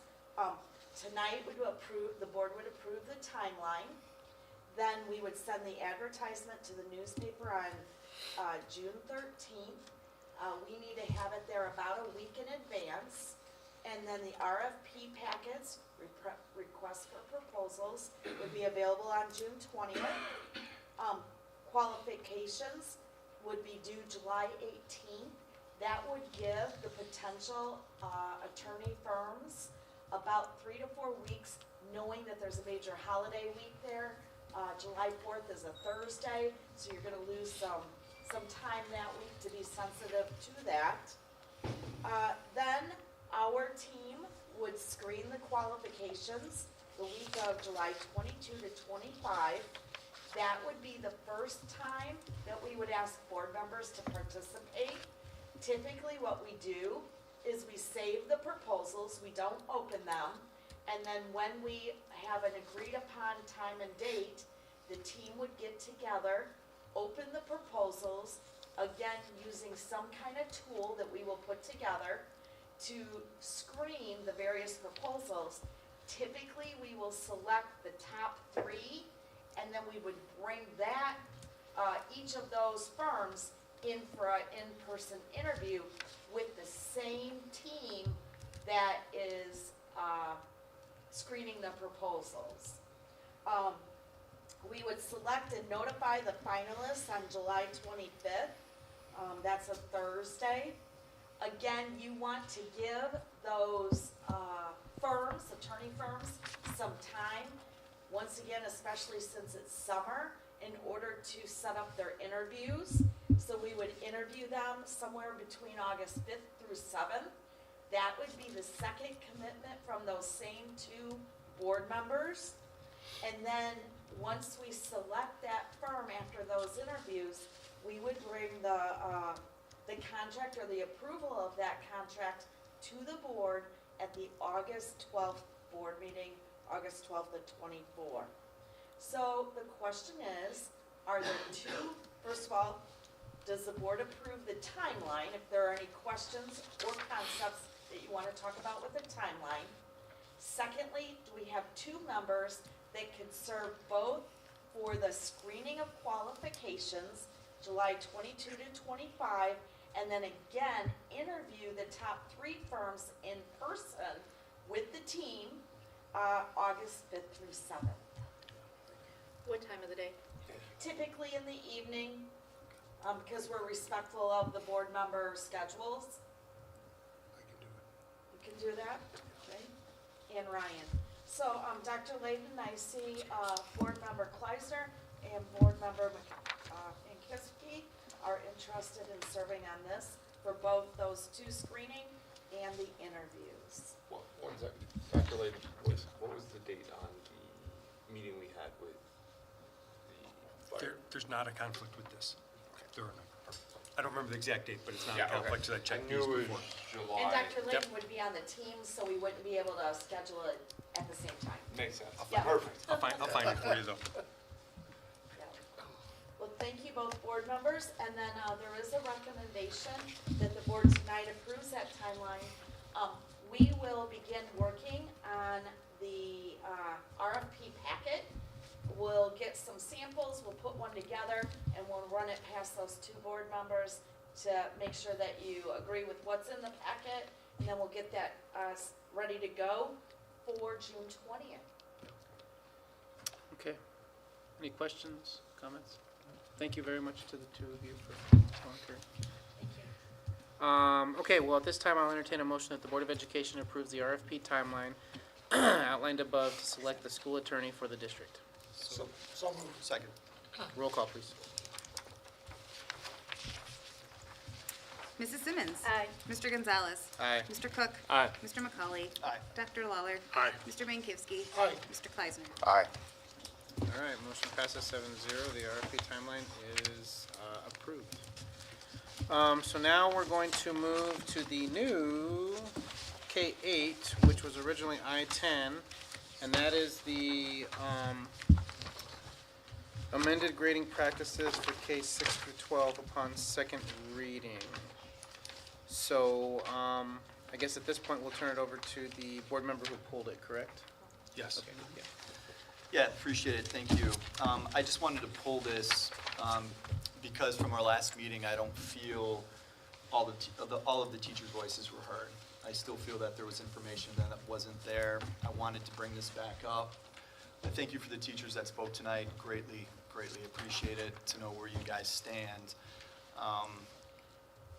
I would like to propose, going off the information that we are given, for the reassessment, to give the KLCs, to allow the KLCs to determine the reassessment policy and to give the teachers complete autonomy on how to handle the reassessments. But as was stated per the cap, keep the cap, give the KLCs the determine the retake policy. I think that may suit a lot of the teachers, as been mentioned. I don't know where everybody else feels. I'm glad that you did speak to us to know where you guys stand, but I just thought I'd bring that up as an option. What do you guys think? The original cap from the last meeting was 1 per test, correct? Correct. No matter what? Correct. Per unit, yeah, correct. Per unit, yep. Got it. And then this is saying the KLCs will determine, and with the teachers have the autonomy to say yes or no, you can retake this test at all, depending on whatever criteria for that specific student, case by case, and with a cap of 1 regardless. Correct. If they choose to do it at all. Got it. And the fact that it's at the KLC level would allow for lack of a better term, equity across all those in Algebra 1, or like what was discussed, Algebra 2 is a different scenario. You're dealing with freshmen versus juniors. Yep. Right, So it would still. Are you saying that the KLCs have complete autonomy or the teachers? KLC. Dr. Horn, can you come to the mic, just in case we have questions specific to KLCs, specific to teachers, units, assessments, those types of things? Or just any questions that the group members have. Thank you. Can you explain what the KLC is? Okay, so KLC stands for Kaneland Learning Community, and what that is a team of teachers teaching the same subject. So KLC would be everybody teaching U.S. history, or everyone teaching Algebra 1, everybody teaching English 9. Does this also apply to the middle school? Is there KLCs in the middle school, or they have grade level teams? Grade level Similar teams? concept, so there's 2 teams per grade level, so there's 6 crimson. And Patrick, can you please go to the mic to answer? Yep, just so we can hear you. Thank you. Very similar concept, it's just by grade level. So there's 2 teams for 6, 2 for 7, then 2 for 8. Okay, from a language perspective, we need to make sure, because this is 6 through 12, so I want to make sure that the middle school is also covered in this. However, at that middle school level, that 6th grade team, sometimes that team is meeting as a 6th grade math team. Sometimes that 6th grade team is meeting of all of those content teachers together. So the wording would need to be specific of, are we talking about 6th grade math teachers, or are we talking about all 6 silver teachers, or are we talking about all 6th grade teachers? So there's different levels that is a little bit different than what the KLC offers at the high school. I would think content. I would think content specific. Yeah. Are there teachers who are like singletons who don't have Yeah, at the high school level, you see that frequently in our career and tech ed classes, but not limited to that. And a lot of our electives will have singletons. In the math department, the higher you go in math, you tend to have fewer students taking it. So everyone takes algebra. Lots of students take algebra. Right. Very few students take calculus. So if you're that person, you just make your own decision at that point? You essentially, if you're looking for autonomy within a KLC, and there is one section of calculus running, then you are the KLC. So yeah, same thing with French. French 4, there's one French 4 KLC, one French 4 teacher. So as long as he agrees with himself, we're good. If he doesn't, we might have some other issues. All right. Yeah, the only thing and tell me what you think about this, Dr. Horn and Fran. Whatever IEP accommodation, testing accommodations would supersede. Yeah, it would continue to supersede. Whatever is in their IEP, they must follow. Yeah. In the IEP, yeah. Yeah, Okay. and that is, I don't want to overgeneralize, but typically speaking, when there are debates within retake policy, everybody, and you can see it heads nodding, everybody agrees IEPs and 504s are treated separately. If they have the IEP, but they have to be IEP students. Yeah.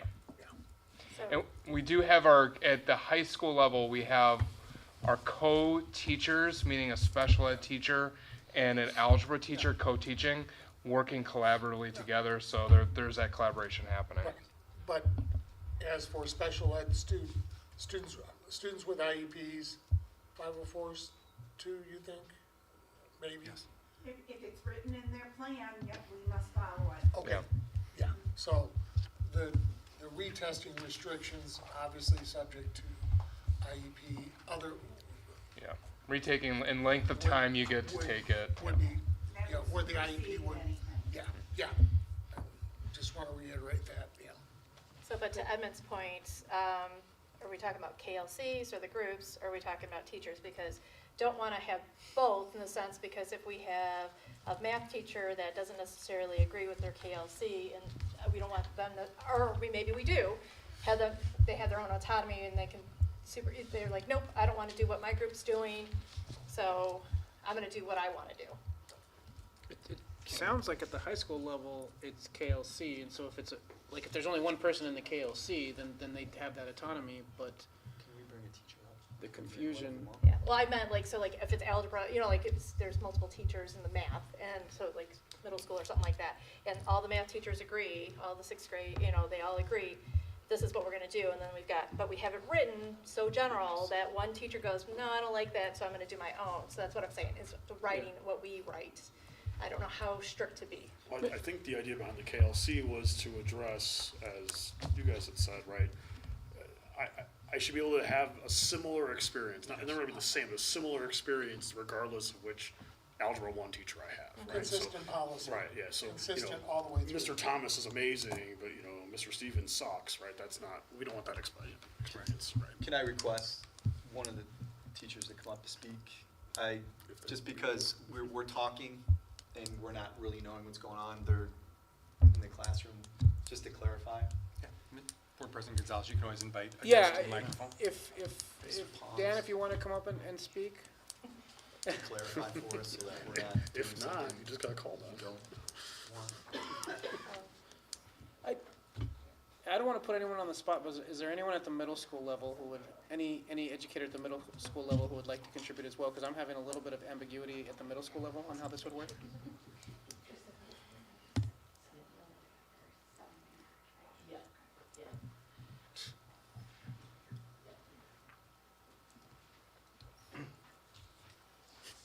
Hello. Hi. Yeah. So what does this look like at the KLC level for every, if we apply this, give you guys the autonomy at this KLC level for the high school, what does it look like for individuals on a daily basis? Yeah, just to address a few concerns kind of that Aaron was bringing up too. I think the goal of it per KLC is to have that experience be the same for the students, because we don't want them to say, well, in Mr. Pons' class I get unlimited retakes, but in Mr. Gonzalez's class I only get one. And that prevented that student from being successful. I think that we are professional employees to where even if we have one individual disagree with it, I think we could come up with a common ground of, okay, let's settle on this. During my time, we've had passionate conversations, but we've never been at the point where we can't come to a compromise on something. And at the end of the day, we're doing what's best for students' learning. I think with respect to the middle school, tying it to content areas, I think would be okay. Yeah, so, but I don't want to, but I think that's okay for the middle school, tying it to content. And then with the high school, having the KLCs. I don't know if I answered your question or not, but. Well, your question about, or we are talking about a cap too. Earlier you spoke about like like math is not the same as English and Correct. stuff like that. So what is a cap if, again, we're not teachers, and so what does that do to you? Well, I think a big part of it in the math classroom, it is completely different than how the English classroom is run.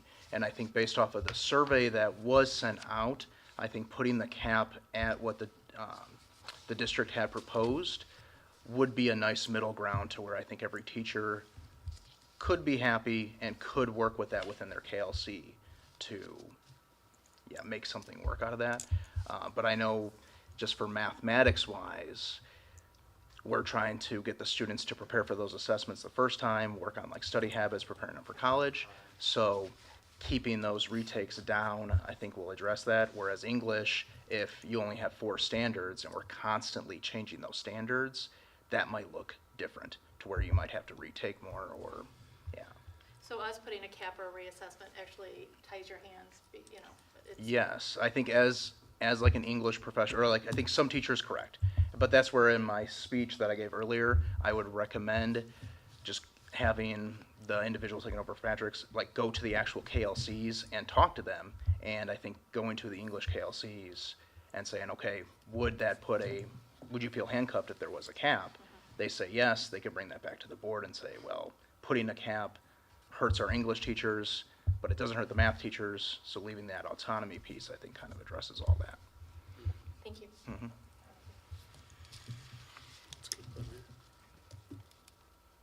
The only thing is, we came up with this system of it only being worth 15% more if you do the retake. Do you guys like that? I don't want to speak We on made it behalf all of public. the Kaneland, all the teachers, but I don't know if a lot of people are huge fans of that. I don't think it addresses the root cause that we're trying to get at with the students. Okay. And I think having it be KLC dependent allows us to try to address those root causes. So you would make it a lot more vague and just kind of put it more on the KLC to come up with the policy. Correct. And again, I don't think there's a teacher here handing out retakes like candy. Sure. And I think we are professional employees to where we're doing the best for students and we're trying to address those root causes, whereas like allowing the 15% back, like I said, I don't know if that's gonna really help that. Good to know. So can we keep it as easy as this year?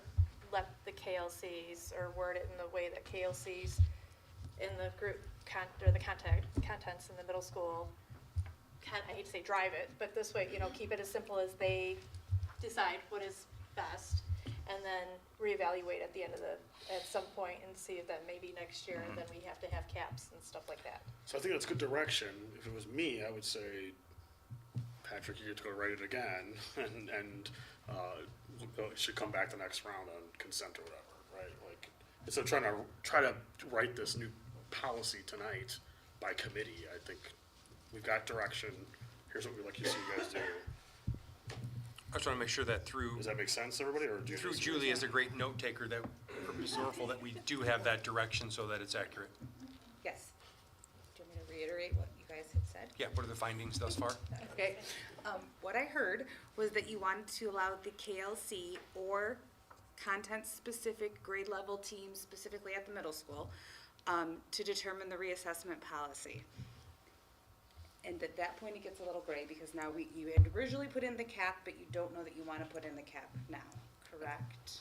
I think. And that's something I think we needed to discuss, because last time there were a few of us that were hard on the cap, there's some that weren't, and so we need to iron that portion out. Is this gonna be a good compromise for those that were hard on the cap? Sorry, I just assumed we were. Yeah, you're right, Adam. You're right. I think the cap is fair, one per, I think we need to look at the percentage point, one more, but I think one per assessment is a good cap. But we don't know that. Yeah, I They know. know that. That's the thing, I guess, hearing their voice now So is more than kinda- one per assessment. Yeah, I think I'm sorry to cut you guys off, but I think if you went down the route of putting a cap on, I think there would be some teachers that feel very handcuffed because of the way they designed their classroom and everything over the past few years. I think that would be a very hard hit going from this year to next year. Whereas I think if you put a cap that was kind of like what the district had proposed, I think that allows for some wiggle room, and then that communication piece of next year coming in and saying, okay, you had this cap of 1 per unit, do you feel like you needed more, less, and then from there, redesigning that. But I think So it's an experience. yeah, no, of course. I just to, and I don't want to take from it, but just to kind of put it into a little more practical experience, you have at the high school, as part of a graduation requirement, students have to pass the Constitution test. So it doesn't happen often because our government teachers do a great job getting kids ready for this. But if we were to put a cap in it, we have had students have to take that 3 times in order to pass. So what is basically being said there, if there's a cap on that, then that's going to be a student that does not pass government, potentially. So. That sucks. I'm sorry. I get it. I'm putting that out there, but. You graduate college, yeah. your responsibility is to pass this test. That is correct. So where is accountability and responsibility? I'm not disagreeing with you. I'm just saying. But that argument to me is frustrating. That is one component to it, but Then don't also, graduate. right? Okay. I mean, we want to graduate students. I totally get that. That happens in some states. Yep. I understand, right? But if you truly, you want to graduate, you have to take this test. You got to prepare for the test. You get a chance to take it, and you say you fail it, and you get an opportunity to take it one more time. If you got to take this test 3 times, that's unfortunate, right? And if there's something else going on, maybe there's some other discussions that need to be had. But if this is one of the most important things you need to do to pass, and it's taking you 3 times, I don't know. I mean, to what point? So just as long as, and if that's the direction and that's the step we're taking, I just want everyone to do that with eyes wide open. That's my only point. No, we appreciate that insight. Dr. Horn, are there other required, like the Constitution test? What else might be required for consideration? For graduation, that would be the assessment. But Mr. Ponzak was referencing that the difference between it and having to work and revise and how it looks differently in English than it does in math. So all of those, when we start getting into autonomy, that's what we have to do to get into autonomy. When it's nice and clean, like take test 1, okay, unit 1, test 1. Okay, you're gonna retake it, you get 2 times, that's it, you failed it, I'm sorry kid, that's where you're at. I think that makes sense to us. It's when we're working on citing evidence, which is a nuanced skill that people at the graduate level struggle with. And that is a skill that's revised over and over again. That's where it looks a little bit different when we start talking about reassessments and putting caps into place. So when we go into putting it into autonomy and putting it onto the KLCs, that's where the discussion at the teacher level, at that team level comes in. We just want to make sure that we have some guardrails on there so that we're comfortable with the level of flexibility that we have. We're also comfortable with that level of the strictness that we're going to have there. So I do think that it does open up some opportunities, but it does open up a lot of work that needs to get done at the teacher level. How much is involved, because it was brought up that teachers have their curriculum, they have their, their prepping, and then how much time does it take when you have 1, 2, 3, 4 students that need to reassess, that you gotta pull to the side? You gotta do that extra work to get the test, get them prepped and ready. It is time consuming, and you will hear that from our teachers. Yeah. Yeah, and I'll turn it back over to, because I know I cut Dan off, so I'm sorry about that. But with math, what I hear from the math teachers, because math builds upon itself and builds upon itself, and it is historically, this is not a Kaneland issue, this is an everywhere issue. It's where our students struggle, myself included as a high school student. So when students fall behind, and they think I'm just going to reassess and get out of it, they're also struggling to keep up at the same time. So that's where you do hear limitations from the math department. So I'll let you jump back up there. Sorry about that.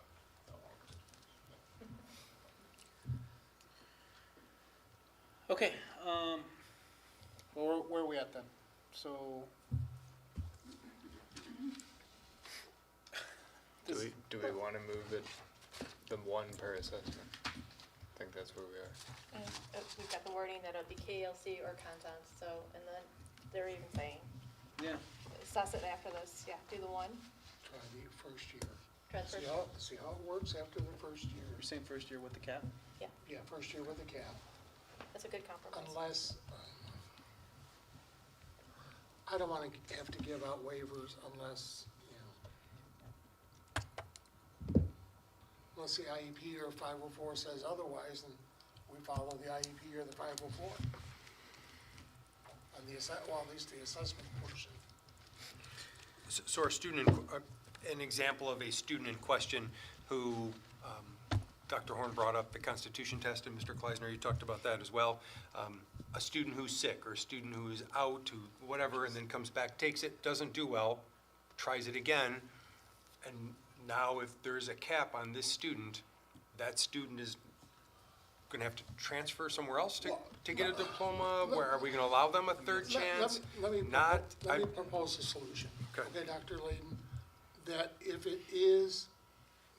passage of that element, that test, or whatever, is a condition of graduation.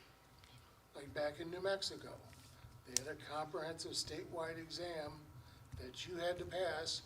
You don't pass it, you don't get a diploma. You'll get a certificate of high school completion, And that test was limited in terms of number of times you could take it, all right? If you, and I know you have to pass your state and federal constitution, if that test is a condition, and that test alone, not your combination of a whole bunch of math tests or a whole bunch of written assignments, term papers, whatever. If that test is a condition of your graduation, you will be allowed retakes, but only for those tests. And I don't think it devalues those tests. Heaven knows, I taught special ed enough. I had to get people through their constitution test, and oh god, yeah, that was painful. And it's only one test, right? I mean, it's only the Constitution. Are we talking about any other tests, or? That's the only one. Just the one? Yeah, that's what Dr. Horn reiterated, it's just, Okay. that is the essential one. That excludes Constitution test. Right. Yeah, state and federal constitution, that would be it. So, yeah, where that test is your condition of your graduation. We don't have a comprehensive statewide test here, where some states they do. Mrs. Orfel, what do you have now? Okay, so what I have now is that you are going to, as far as reassessments go, you're gonna allow the KLC or content-specific grade level teams at the middle school level to determine the reassessment policy. Okay, and we're gonna go with with a cap of 1, with the exclusion of the Constitution test. Of any test, well, constitution, yeah. Or do you want of any test that is conditional of graduation or? A condition of graduation. Okay. Under, If- under state law. Okay, I can do that. The passage of any test as a condition of graduation, you will be allowed retakes for those assessments alone. And again, Kappa one, we're talking per unit, what is the Kappa one? I mean, what is that again, what's the definition? I think it follows how we defined it last time, right? We're staying So in the- per unit? Correct. You're still doing it per unit. Could that be per KLC too? Like, we don't. If you're gonna speak, can you come to the microphone? I was just gonna say the same thing you were saying. Yeah. Just let the KLCs decide. Like, for ELA in 7th grade, it's all I know, we don't have units necessarily. Like, we have a quarter that is like argumentative focused, if you will. There's 4 standards, whatnot. If they did a debate, like you did a debate and that kid did a paper and that kid did a presentation, I'm assessing 3 of those 4 standards in that summative. Is that product, like that's a word we use a lot, like product, they can redo that one time, but like, and I'm going to use the word standards, but like if we're looking at standards multiple times and seeing, if they're able to consistently meet the needs of that standard throughout the quarter, if you will. So I guess my point is unit, I guess, is, and that might just be an English thing, but I just don't know if unit is the word for the cap, I guess. To your point, or maybe expanding on what you're saying, I think one of the dangers we're running into here is that if we get too into the weeds on this, right, like, I think leaving it vague enough to allow the KLCs to make these determinations makes sense to me. We start defining units versus Right. themes and Like, standards. could that be the conversation we have with the director of think ed you guys should services? have that conversation. And I'm that not is sure we the, should. what is spelled out, what does the cap mean, like, what does the reassessment Yeah, I plan think look you guys like? should determine that. I mean, that's just my opinion, but I think at some point, if we get into the weeds here, And that could change. I mean, that next year the units could look different. We go through a curriculum revision and that could change. There's a lot of things that could change, I guess, that would then impact that, but. yeah, I think that's a fair point. And we have to trust them at some point. Yeah, I just They're think we have to trust them. professionals, and they're gonna know what's best for the students, and so we need to respect them in that regard, I think. So, I tend to agree with what you're saying. I also agree with Ryan that if it's a condition of graduating and you didn't do it, then that's on you. I tend to take that hard stance. I agree wholeheartedly. But at the end of the day, we're not educators. We're not out there. These guys are, and I think we need to trust them, in that they're going to be professionals. So, we need a motion or? So is it still the cap, so that's what we're stuck on? Do a cap or not a cap, or leave it up to them? We do need a motion because there's a recommendation that is there. You just need to amend the recommendation to what the board prefers. So are we gonna do we're gonna allow the reassessment policy to be made at the KLC level for the high school, the content area level, if you will, for the middle school, and just leave it at that they'll determine and proceed that way? Yeah. Yes. Okay, do we got a general consensus of that before I make the motion? I don't want to fail. Yeah. Okay, so we'll see. All right, so then I guess I'll go ahead and make a motion that the Board of Education directs administration to assign the reassessment policy, the responsibility of developing the reassessment policy to the individual KLC level groups at the high school and content area level groups at the middle schools. Second. Okay, and a roll call, please. Mr. Mankowski. Aye. Mr. McCauley. Aye. Dr. Lawler. Aye. Mr. Cook. Aye. Mrs. Simmons. Aye. Mr. Kleisner. Nay. Mr. Gonzalez. Aye. Motion passes 6-1. We should thank our teacher friends for going up there. Yeah, thank you guys for coming up and And speaking. we should also say that whatever you guys said, we're not holding you as the voice for everybody else. Like, we just appreciate your insights.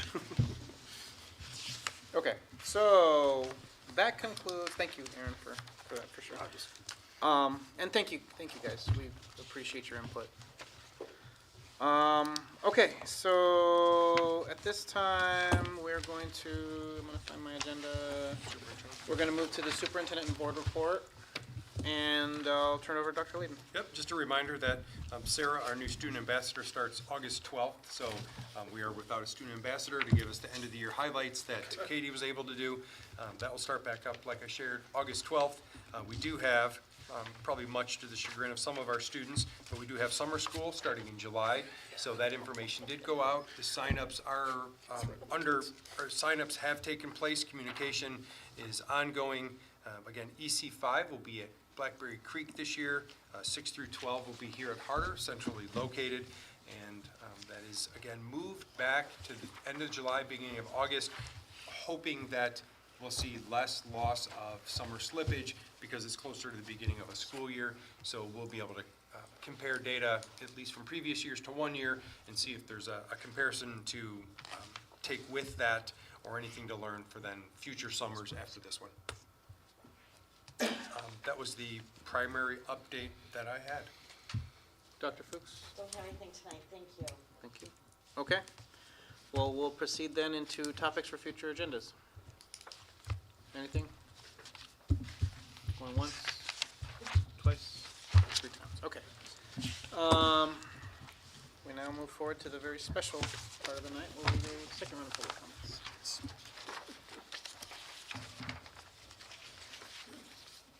So please keep in mind the parameters discussed earlier. We're going to keep it to 3 minutes, and I will respectfully cut you off, although everyone's been very good about keeping with the rules. So first up, Patty Reeder.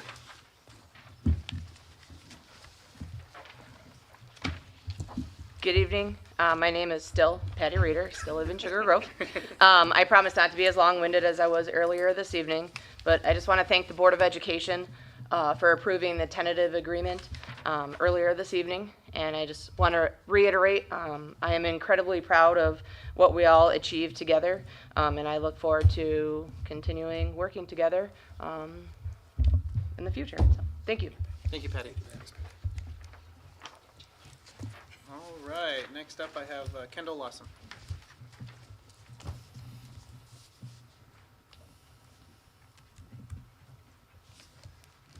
Unfortunately, English teacher always long-winded, so I'll try to be quick. Kendall Lawson, 7th grade English. If you know me, you know I absolutely love my job. I love kids. I'm at everything. I live and breathe and have a hard time during summer because I'm not around them. So that's me. So please hear me when I say these things. I value my own practice and passion as an educator so much because I know it impacts this community, which is all I know. A lot of the issues being discussed by this board are societal struggles, motivation of students, mental health concerns for kids, technology use in teens, college career readiness, the value of academic achievement, to name some. Often the answers or challenges to these topics fall on the school and the teachers. How I would address these concerns and how you are intending to address these concerns at times are different. And as a teacher with only 10 years of experience, I'm finding that my ideas and methods on, for example, motivating students or addressing mental health needs, etc., has since aged out. Meaning my own studies and professional development over the last 5 to 10 years has become almost irrelevant at times. My point is that the way we collectively meet the needs of today's this is why you print students has drastically shifted and leaves me concerned with how we are addressing these dynamic needs going forward. Are we listening to the experts? Do we know the experts? Are they in our school buildings? I can delete my comment here about reassessment, which also eliminates my joke and analogy about the golf course today, but thank you for giving teachers autonomy in this practice, and I believe that when we work together, things get done quicker, so thank you. Mental health of students is a concern that has been brought up, and I know is a topic of concern for everybody in this room, and I know that everybody is doing their own work to navigate that, whatever that might look like for you. Homeroom time at the middle school is an extra and intentional bonus of purposeful SEL time and group camaraderie, which is amazing, and I'm grateful for homeroom time. What you should know is that teachers positively contribute, and you do know this, contribute positively to students' mental health by being predictable, fair, supportive, authentic, and creating a place that kids want to come to school every day. Talking to my students about what they love, about themselves, what makes them feel uncertain, strategies to manage stress is happening in the academic classroom, in homeroom, in the hallway, on the wrestling mat, and on the track, because kids deserve that. As a lunchroom supervisor for the last 8 years, supervising the 8th grade lunchroom, I can promise you that kids are talking in the lunchroom. They are socializing, they're eating, they're doing all the things that middle schoolers do, but like all of us, they need a moment to decompress. They might be listening to music or playing a game on their phone, checking their steps for the day for some competition, and they usually do all those things simultaneously. Attempting to address the societal concern of technology and the role it plays is bold, and I feel like creates a problem when school and home does not match. My perspective at Harder is that we've done a good job helping them predict those consequences when those boundaries are missed. I'm out of time, but I guess I would just say, please come visit Harder. I'm really grateful to be here at Harder. We have an amazing administration team, and if you really want to come on a student recognition assembly day, I feel like that's a great way to like understand what's happening in our school. So thank you. Go nice. Thank you. Thank you for your comments. Next up, we have Sheila Albano.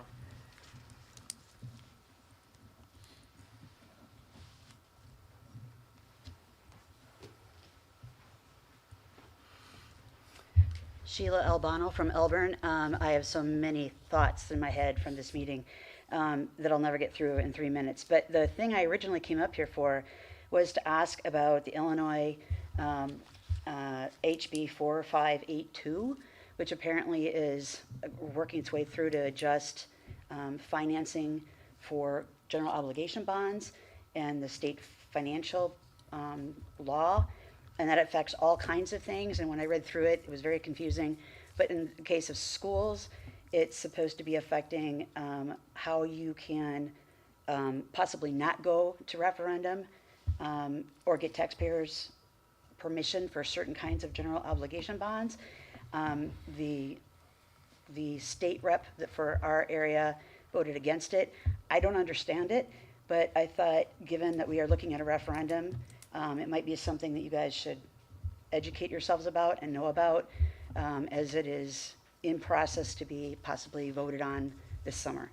And it might dramatically change a lot, or not, I'm not sure.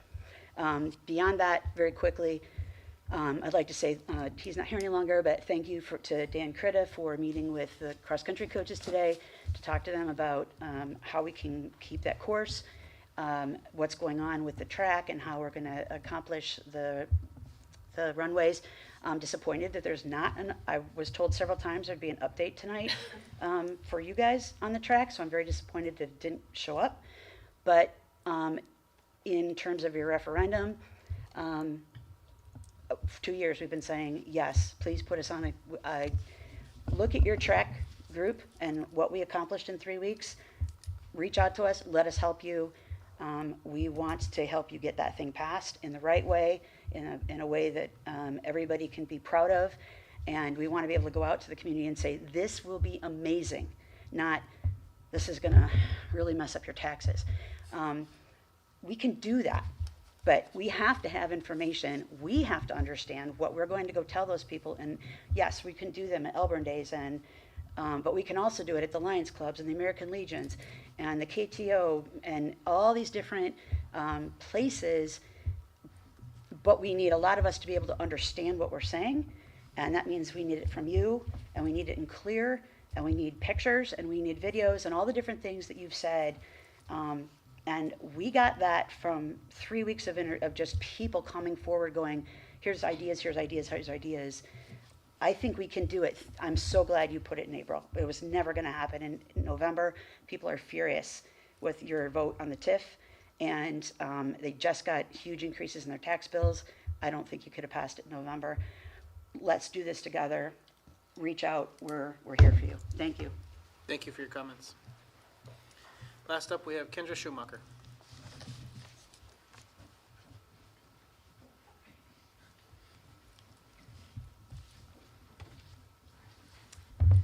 Hello, Kendra Shoemaker. I am the outgoing KEA president. I also teach at John Shields, soon to be teaching at John Stewart, community member and Kaneland graduate.